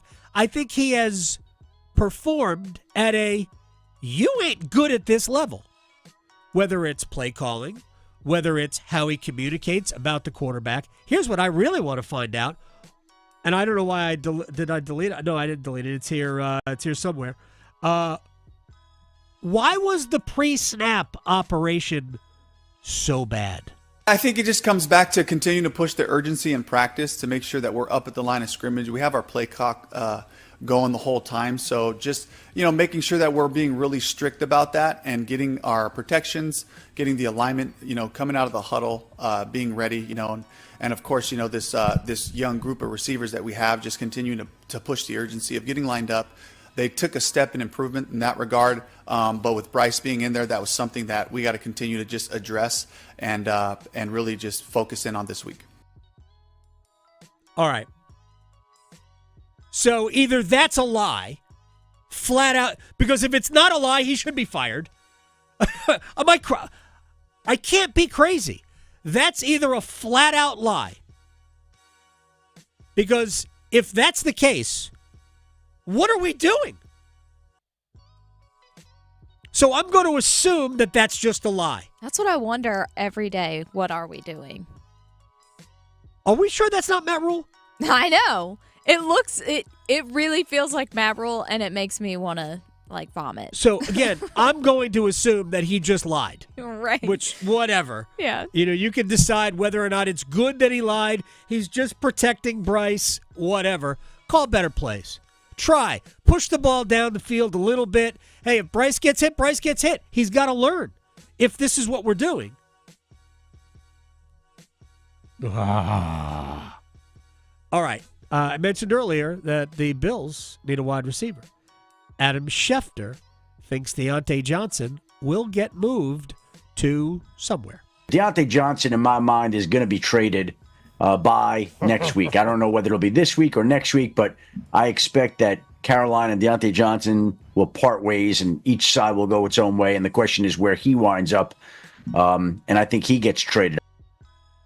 Yeah, if I were Diontae Johnson. So that came out of nowhere, the Diontae Johnson injury, right? Remember, we were sitting here Friday excited that Bryce Young was going to play. He's got Adam Thielen back. He's got Diontae Johnson. And then Paul, gentleman from the corner office, who does 9 to 10 on this radio station that you might be listening to right now, 99.9 The Fan in Raleigh. He comes in and goes, yeah, Diontae Johnson and Adam Thielen are both out. Well, that's not good.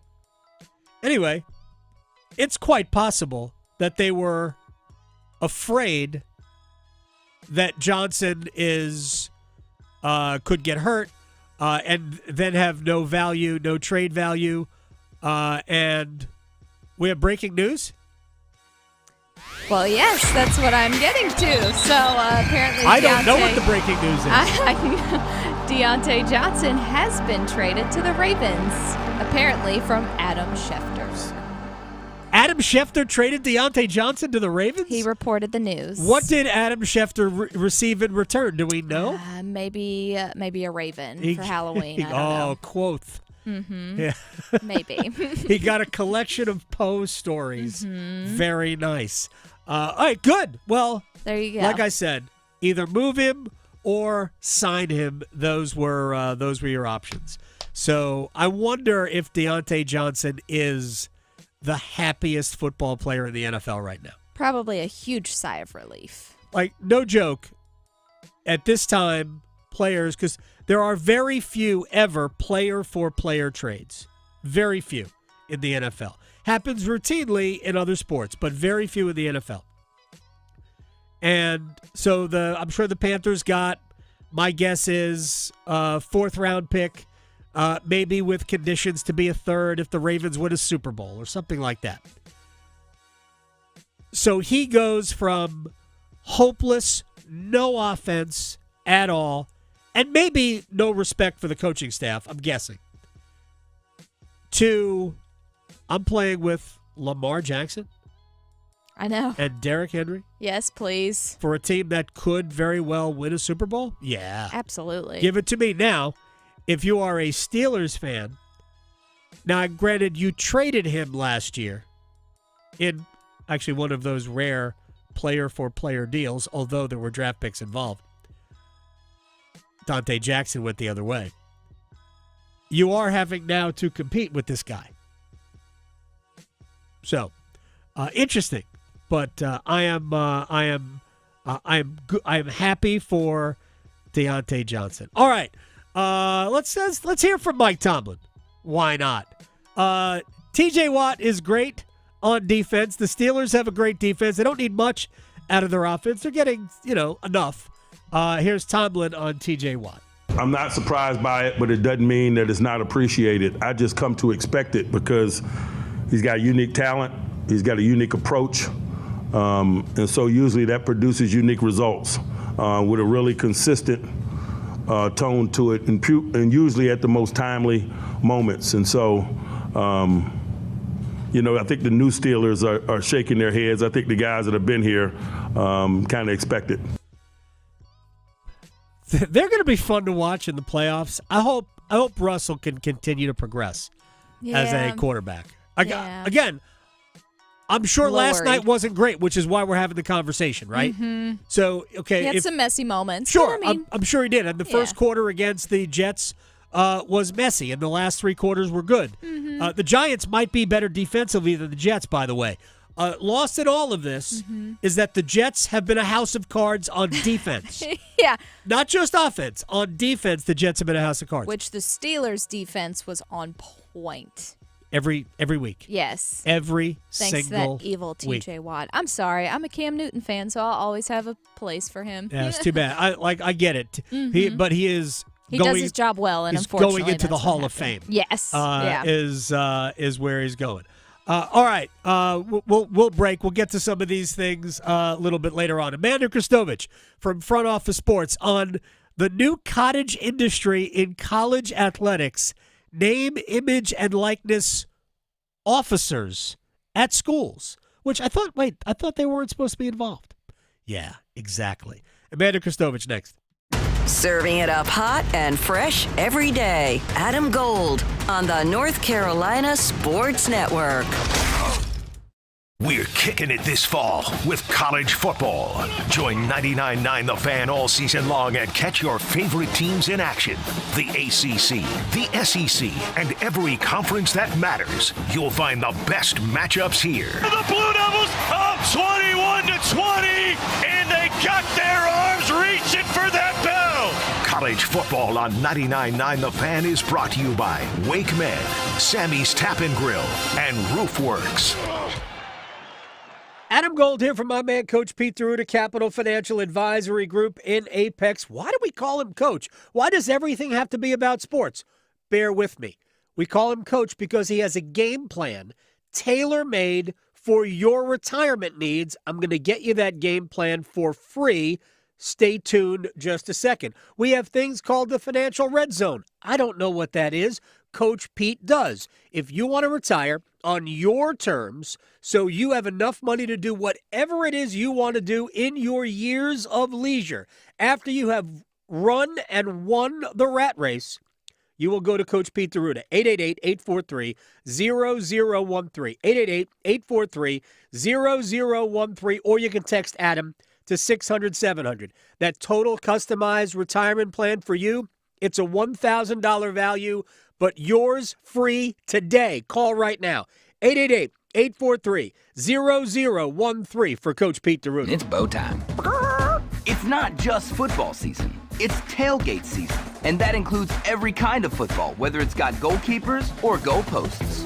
The kick is good! Because it doesn't matter where or how you tailgate. When you've got crispy chicken and fluffy buttermilk biscuits from Bojangles, your tailgate is better than great. It's legendary.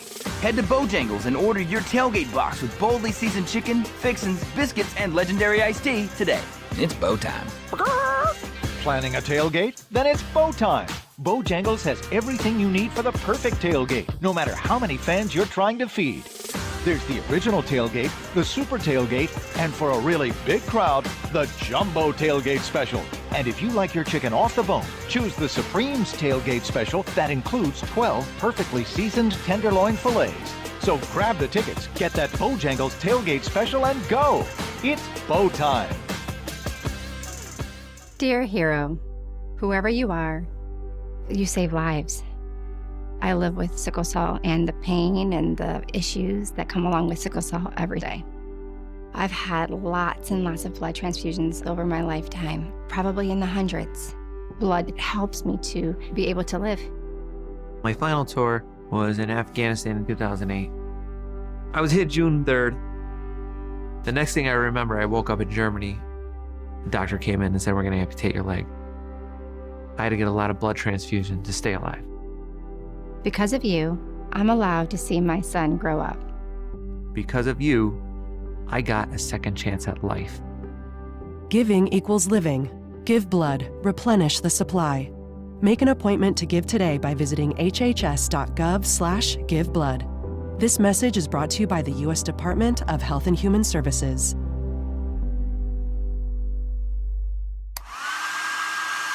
I feel like I'm constantly cleaning hair off my bathroom floor. At least my Swiffer Sweeper makes it easy. Sweeper heavy-duty dry cloths have ultra-thick pads to trap and lock hairs, like a hair magnet. And when I'm finished cleaning up my hair, Sweeper takes care of his too.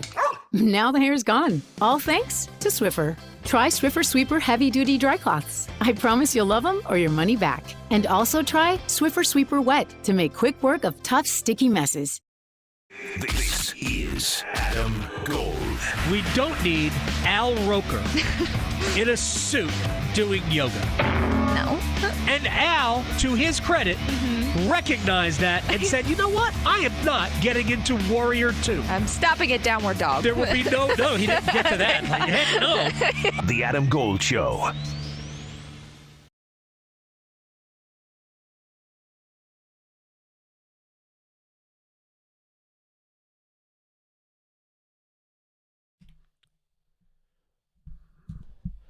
I don't know if Amanda Kristovich is as into Halloween as you are. I know we talked about it Victoria. a little bit. Oh, did you?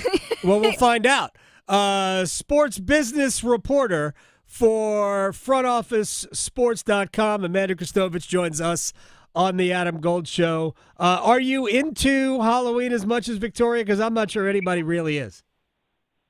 Well, I think it's evolved as, over time. It depends on the year. I would say this year the scariest thing that I have seen is the New York Yankees performance in the World Series. So that's my spooky season. Well, I'm not sure it's going to make Halloween. It's unfortunate. I'm not either. I'm supposed to go to Game 5. I don't think there's going to be a Game 5, unfortunately, for me at least. Maybe you might get one. You might get a Game 5. The Yankees are actually favorites tonight. Yeah, that was the chatter in the office today. We have a lot of Yankee fans on staff, especially in the New York office. Yeah. And I promised I wasn't going to do this. I told my editor, I was like, I'm not going to go on the radio and talk about the Yankees, but here I am. Well, you never know what's going to happen in this show, Amanda. So you agreed. So here we are. Good luck. Just tee me up for something, tee me up for college sports so that your listeners don't bang their heads against the wall while I, just go off about Aaron Judge and, my New York problems. One for 12, 7. Never mind. I love I get into all of these issues, the paying of college players and all of that. And you have done a spectacular job covering all of this. That's how we have become besties. Your latest piece, NIL director, is the trendy new job in college sports, but the role is chaos. Now, just from what you have been able to gather in your reporting, explain to us why this is chaos, and then we can get to when the sea change is probably going to come. That will have all of this kind of become more uniform. Yeah. So, I mean, look, it's chaos, not necessarily because all of these NIL directors, the people in charge of NIL at their athletic department, it's not because they don't know what they're doing. It's actually the opposite. It's because they, the backgrounds that these folks have, they come from, the college sports industry in athletic departments. They come from marketing. They, some of them were hired right out of school, right? So it's less that they bring this sort of like long-term expertise and more that they've quickly learned that in order to do this job well, they essentially need to do like 6 different jobs. Right. They need to, they need to be fundraisers. They need to be compliance officers. They need to be agents because they're allowed to connect athletes with brands. They need to be, career coaches in some cases, et cetera, et cetera, et cetera. The list goes on. I mean, it was unbelievable. And a lot of these folks, even at really sort of wealthy and high-level athletic departments, they're like a one-person show. Yeah. They're helping every single athlete on 20 teams with NIL. And so that's why it's so chaotic. And add into that the ever-changing rules that I imagine we're going to get into. And there's even another layer just beyond the never-ending to-do list. Amanda Kristovich, Front Office Sports, is joining us here on the Adam Gold Show, at Kristovich with an extra H on the end. And Maggie, maybe it's the time of the year, but to me, this is about to become a cabinet-level position, right? I think this is going to become so extensive within the major athletic departments that you will have not just 1 or 2 or 3. You might have like 10 different people working in these things, because if we're talking about House versus the NCAA and a $20 million revenue sharing NIL package, what are we paying these athletes? Then you're going to need a lot of different people with a lot of different varying expertise to pull this off, no? Absolutely. I mean, look, the House settlement alone presents almost two completely different departments that are going to be necessary in the future. One of which is, I would say, sort of a more beefed up version of these NIL director positions.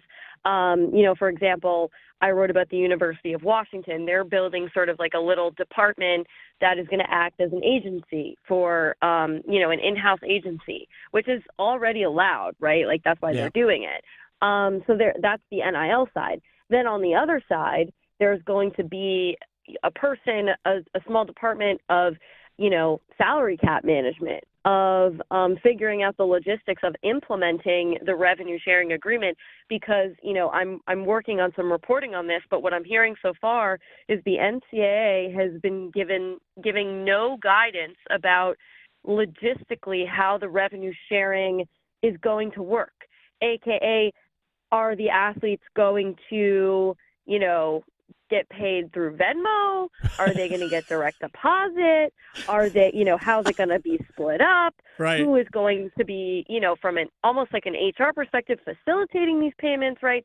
There are some athletic departments that are, interviewing sort of third parties for this, like GM, like AI GM companies. Right. There are some people that are hiring cap managers, right? And so that's a completely separate issue.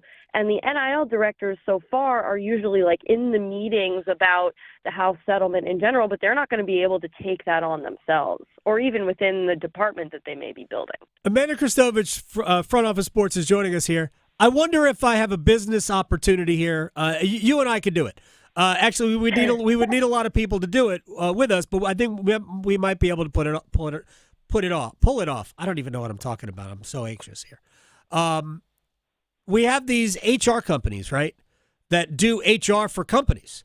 So they outsource. Yeah. We could get the NCAA, get 50 institutions, outsource, and we'll manage all your NIL. Could we do that?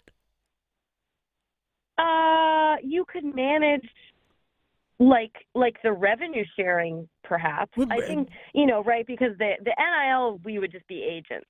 But we, essentially what I was expecting. I was looking for an exit strategy, honestly, Amanda.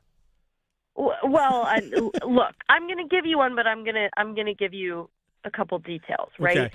So, the idea, the assumption that I made erroneously was that when you implement, an NCAA sort of power conference-wide revenue sharing agreement, the national governing body would be the one to say, okay, here's how we're going to do it.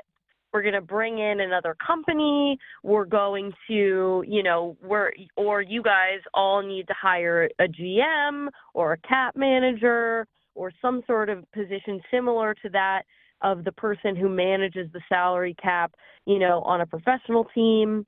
And like we said, there are AI companies, there are sort of virtual assistants, there are people who do this in person, there are entire departments of people who do this, there are consultants who could probably do this, which is, I think, what you're referring to. You and I could be those consultants. Exactly. Unfortunately, you're going to have to find somebody else to do that with you, because every time I see a math problem, I run away screaming.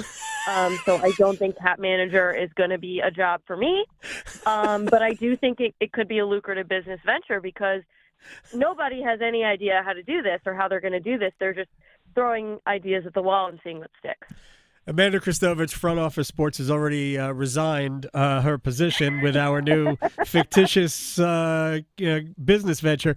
How will this change when players get employee status? I know there are people who don't think it's going to happen. I am positive it is going to happen. It is the only way that colleges can avoid future antitrust lawsuits, is to go through employee status and collectively bargain. So I can almost make the argument that it becomes easier for the schools if they just swallow their NCAA BS pride and do it that way.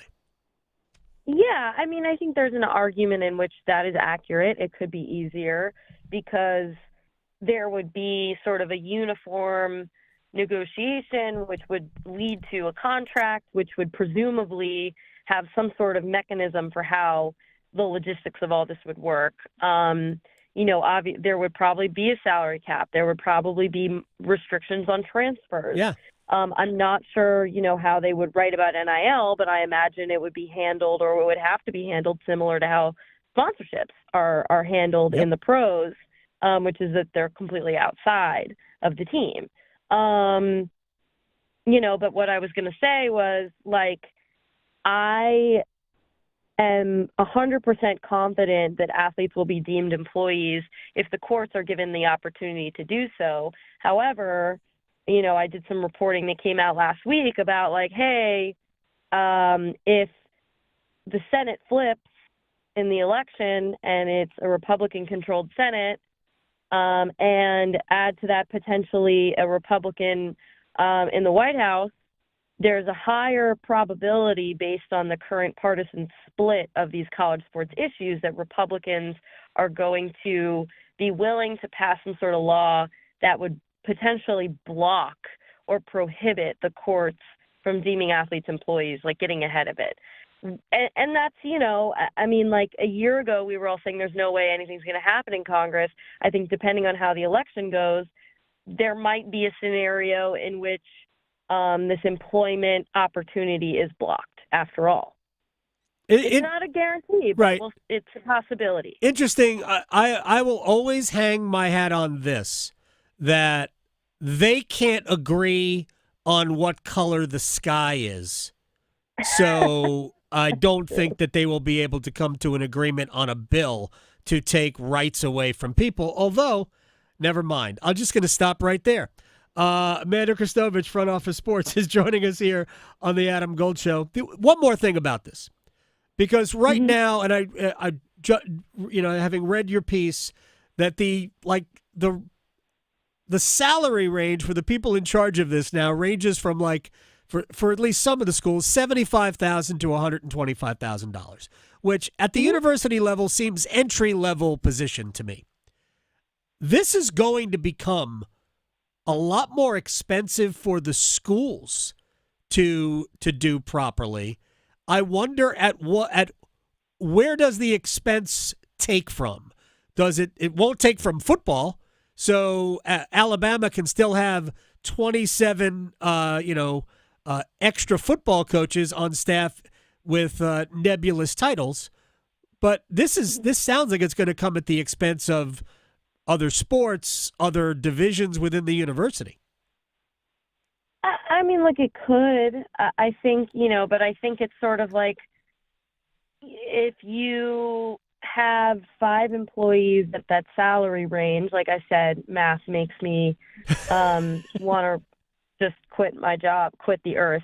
But, like, that's still less than $1 million a year if you have 5 people, right, at $125,000. Am I doing that math correctly? So it's like really the numbers are, it's kind of like small potatoes. Sure. Compared to a lot of these much bigger expenses like new stadiums and, it's also possible, a lot of these departments have, like, really robust creative teams. It's possible that they could, bring some of the creative folks over from just, like, social media for the athletic department to helping with athlete social media more than they're already, you know what I mean? Like, I don't know that it's going to be an issue that would, cause an athletic department to cut a team. Although I wouldn't be surprised if they use that as an excuse. Sure. They're already talking about it. Yeah, well, yeah. They're already talking about it. We've also already seen schools inform athletes at non-revenue sports that forget about their scholarships, but the roster spots aren't even there. Like, you can't even pay to keep your roster spot. Like, they're going to start trimming back rosters because, again, as you said, they're using an excuse. Amanda Kristovich, Front Office Sports. Good luck to your Yankees tonight. Thank you. Happy Halloween. We are gonna need all of it. We're gonna need all of it and more, and that probably won't be enough. So I appreciate that. And I hope I didn't annoy you too much. You'll come back. Of course, anytime. All right. Take care. Amanda Kristovich, Front Office Sports, at A Kristovich extra H on the end for hope tonight that the Yankees win a game. I want the Yankees to win because I want another baseball game. I want one more game tomorrow. More games. I'll even take a game 6 and a game 7. It won't break me up if the Yankees do win the World Series. It won't make me upset. I mean, I won't love it, but it won't ruin my day. A game 7 of a World Series is amazing. Mm-hmm. I'd love to see it. Yeah. But I don't think we're going to get it. Yeah. All right. A little bit of a rewind. And the Panthers made a trade today. We'll give you some more details on what they didn't get next. Raleigh to Boone, Charlotte to Chapel Hill. Your Carolina is covered. Adam Gold on the North Carolina Sports Network. Oh, the NBA is back, and FanDuel is America's #1 sports book for a reason, because they want you to catch all the action. And right now, FanDuel giving everyone 3 months of NBA League Pass. All you got to do to catch every tip-off, every buzzer beater, every dunk is place any $5 wager on the NBA and get 3 months of NBA League Pass, courtesy of FanDuel and me. FanDuel.com/AGS. Make every moment more this season with FanDuel. FanDuel.com/AGS. FanDuel is an official sportsbook partner of the NBA. 21 and over and present in North Carolina. After 3-month free trial, the full price of League Pass will be automatically charged monthly. Cancel anytime. No refunds. Terms, restrictions, and embargoes apply. Limit 1 pass per customer. See terms at sportsbook.fanduel.com. Gambling problem? Call 877-718-5543 or visit morethanagame.nc.gov. NC Medicaid is for people just like me. Adults who don't have children. People who serve. People who do the heavy lifting. Child care teachers. Full healthcare coverage at low or no cost. Doctor's visits, emergency rooms, and prescriptions. So if you applied before and didn't get it, apply again. NC Medicaid covers more people than ever before. Get full healthcare coverage at low cost, no monthly fees, and $4 max copays. NC Medicaid is for more people. See if you qualify at medicaid.nc.gov.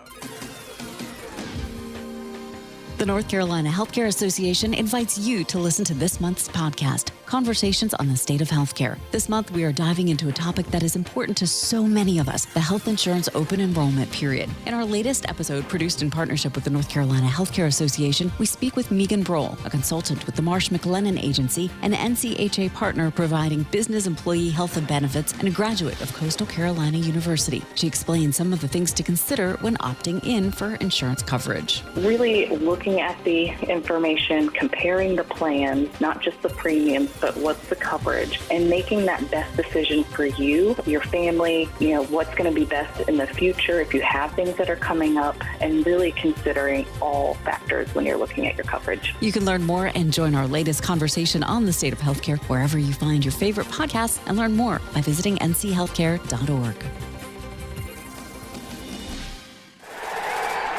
As fall championships begin, the Governor's Highway Safety Program would like to remind you to buckle your seatbelt when traveling home from today's events. Whether you're driving out of town or across town this holiday season, wearing a seatbelt is your best defense against injury or death in a crash.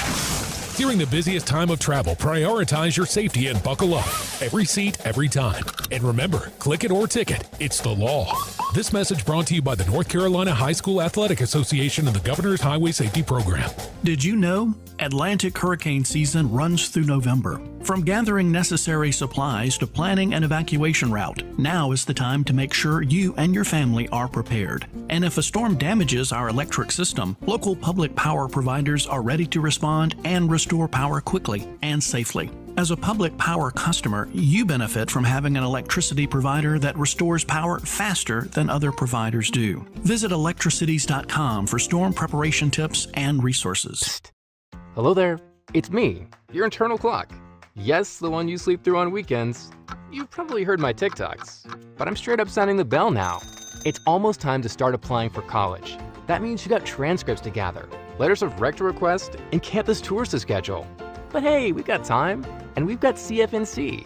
CFNC.org can help us plan, apply, and pay for college. We got this, trust me. Just visit CFNC.org to help us stay on time. This is Adam Gold. Yeah, but he's real patient, like he Right. said in his interview Well, today. in all other aspects of life. Yes. If he's in line at the drive-thru and it's taking a long time, Right. he will not ram the car in front of him. Exactly. Someone's pressing his shirt. He will wait 30 seconds for it to be crisper. The Adam Gold Show.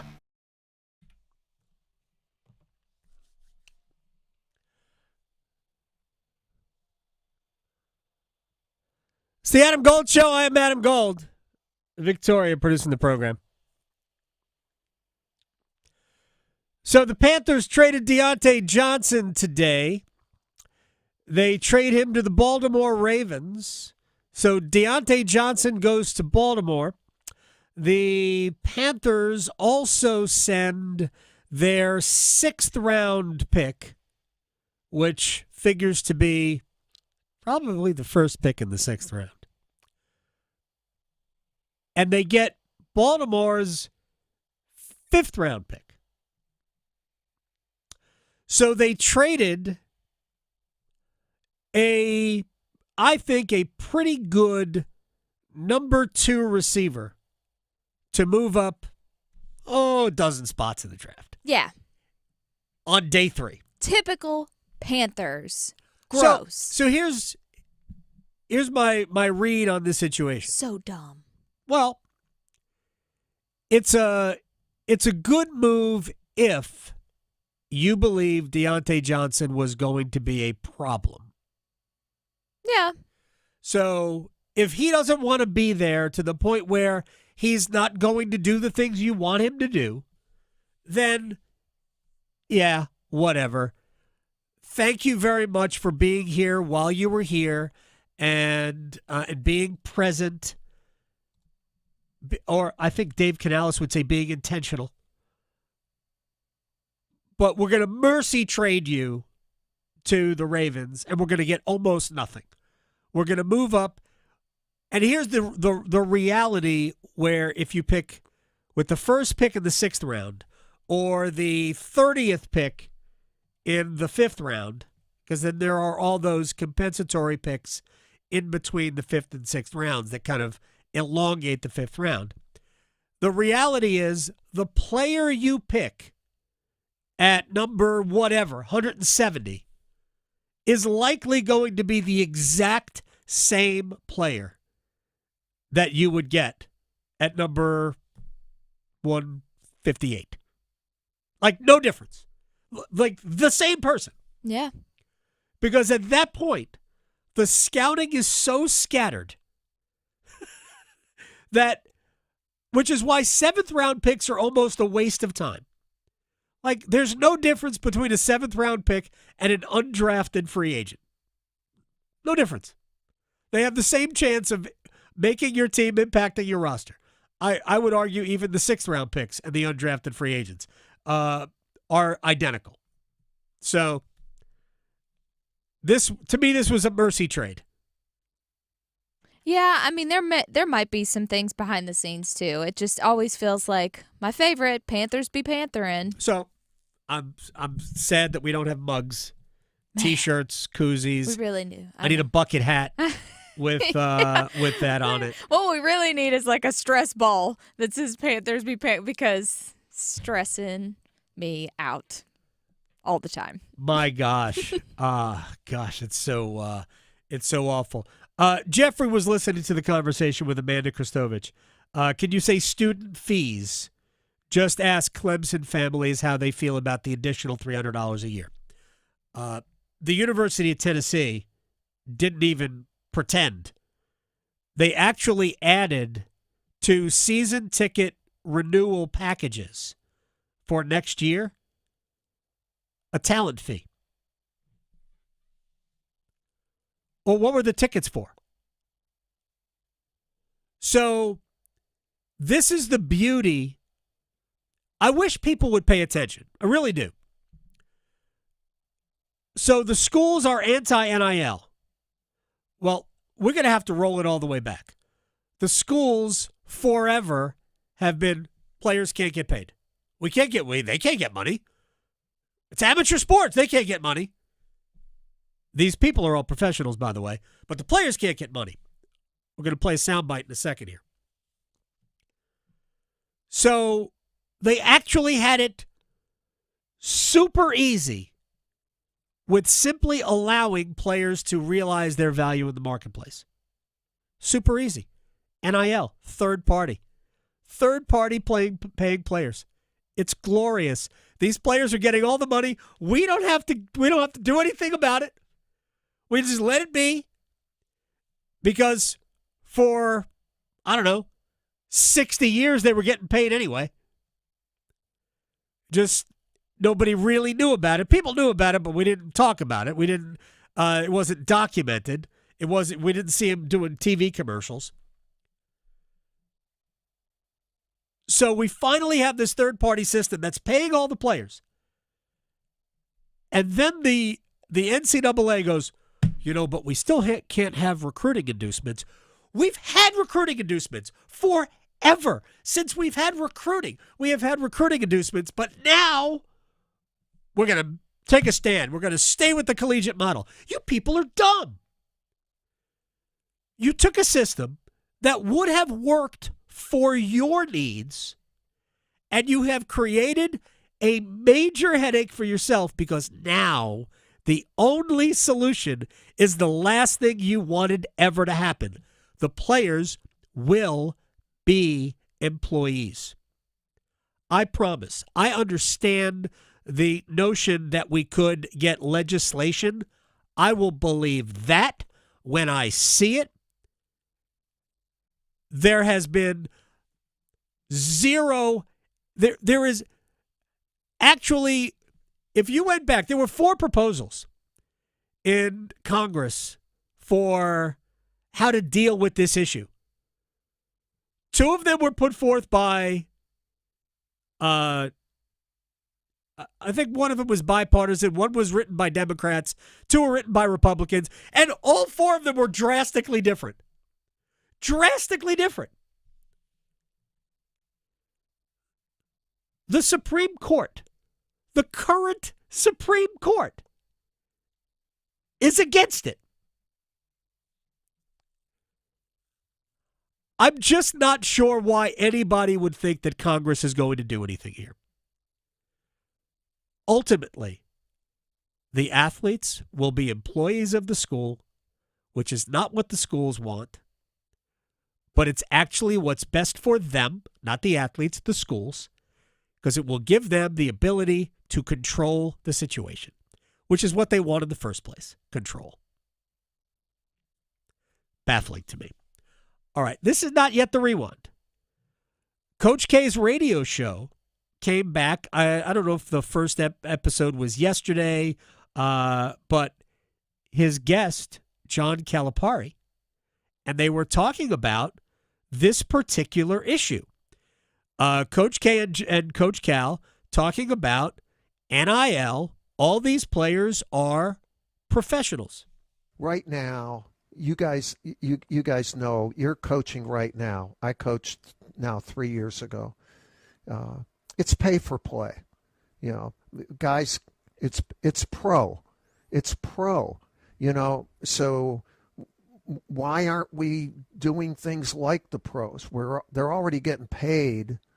All these kids are getting paid. They all have nothing against that. I'm not against it.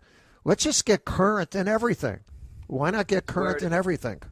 I'm sorry? So what you're saying is so true in that the relevance of the parties involved need this to be name, image, and likeness. But the reality of it is what you said, it's not. I'd be honest with you. I tell my guys, you're pros, and I'm going to treat you like pros. I tell these kids, and you're late, you're doing this, great, I'm going to fine you. And they said, well, where would the money go? I said, I keep the money. It'd be my money, so I'll be finding you left and right. But the point now I want to get back into coaching. That's a good move. All right. First thing we're going to do is we're going to agree that all of that was a joke. Okay? We're going to agree that there wasn't a shred of sincerity in John Calipari finding his players and Mike Krzyzewski thinking that that's a good idea. Are we all? Show of hands. We're all in agreement? Yes, good. I think, yes, everyone Good. is. We're all in agreement. The notion that you could, because there are people now go, oh, we could just do that. Nah, man. Do you know what? In that kind of a system, the only way to do that would be to collectively bargain that. Which, again, more than helps make my point, is that that's where we're headed, to collective bargaining. Because they can't find you. That's not a thing. They can't come to you and say, I want your money. You owe me $100 because you showed up late. Now, they could fire you. Right? If you were an employee, they could fire you. But they can't take your money. But I just wanted to, that is just, that's goofing. I just hope people understood that. All right, let's rewind.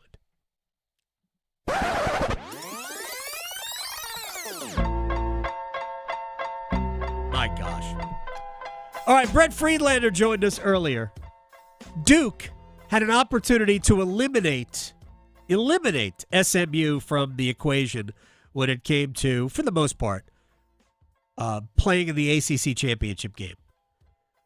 The Ponies, the Mustangs, turned it over 6 times, including on their last 3 possessions of regulation. The Blue Devils lined up for a field goal, very makeable field goal, twice. The other time, they punted the ball back when they gained 2 yards. You just got to be better. How do you get 6 turnovers? Are you +6 in turnovers and not win? You know what? I the only explanation here is that, the ACC needs as many undefeated teams in the league as possible to ensure those 2 playoff bids. So Manny Diaz got the memo at halftime, maybe saying, "Hey, you cannot win this game. Whatever you do, don't win this game." I don't know. SMU tried to lose. They did everything they could to lose. They kept turning it over. Their last 3 possessions in regulation all ended in turnovers, and Duke had missed 2 field goals. Maybe it's just the law of averages, because the week before, if you remember, they had 3 turnovers on 3 consecutive plays against Florida State and turned them into 17 points. Right. Ended up winning the game for them. So maybe it was just karma, kind of the world, correcting itself that, they had 6 how do you have 6 turnovers and not score a single point off of it? It just inconceivable. And I tell you what, too, I understand it was a 20-yard field goal and it was basically an extra point, but I thought that with the time available and where they were on the field. Now, I'm not saying they should have thrown the ball, but I think that they could have been a little bit more creative in their play calling on that last possession. The way Thomas had been running earlier in the game to try to to break him into the end zone and get a touchdown and win the thing, rather than leaving it up to a field goal kicker who'd already missed a 42-yarder and an extra point. All of that is true, or you could just make the makeable kick. What a disaster. But I will say this. I grew a ton of respect for Manny Diaz when they got to overtime and they scored their touchdown after SMU scored theirs and SMU kicked the extra point. Manny Diaz did not hesitate. 2 fingers in the air. We're going to try to win this sucker right here. I just wish that after the game, he had said, I was tired of this football game. I wanted it to be over one way or the other. I wasn't sending it. I didn't want it. I didn't want them to have another possession. I didn't want to have another possession. I wanted to get out of here. I think later on in our conversation there, Brett brought up the fact that there could have been pass interference or holding on that play on SMU. Whatever. I'm just glad. I think Manny Diaz secretly is just happy that the game ended. Yeah, I could see that. You just couldn't watch it. So Cooper Flagg, Duke, 17-year-old phenom, basketball phenom. I don't have the details here, but just signed a major endorsement deal with Gatorade. Now, college athletes have been routinely doing major national endorsement ads. The Caleb Williams his last year in college football, was part of those Dr. Pepper commercials, those Fansville commercials. He was all over those. And now we're starting to see college athletes. We see Deion Sanders' kids, like part of the Kentucky Fried Chicken ads, or I'm sorry, KFC ads. Yeah, all good. If you've got name or visual recognition, and those companies feel like you can benefit them, by all means, I am all for it. We have had like zero examples of it breeding discontent among teammates. Literally, every story that I see about NIL in college is about kids doing great things with their money that benefit others. The Davin Van, he and his mom bring in, I don't know if that's a direct NIL thing, but packing Helene a truck with Hurricane Helene relief items and bringing them up there. That's the stuff we hear about all the time. We haven't heard, well, this player got this amount of money and this player didn't get this amount of money, therefore they hate each other. And that was the fear. That was the I don't even know if the term red herring is correct here. I apologize if it's not. But that was what they were trying to get. We can't do this because it's going to create a problem in our locker rooms. As though playing time doesn't create the real problem in the locker rooms. One is a byproduct of the other. The NIL, the opportunities in the marketplace, is a product of your success, your visibility as a player. That is dependent on how much you play.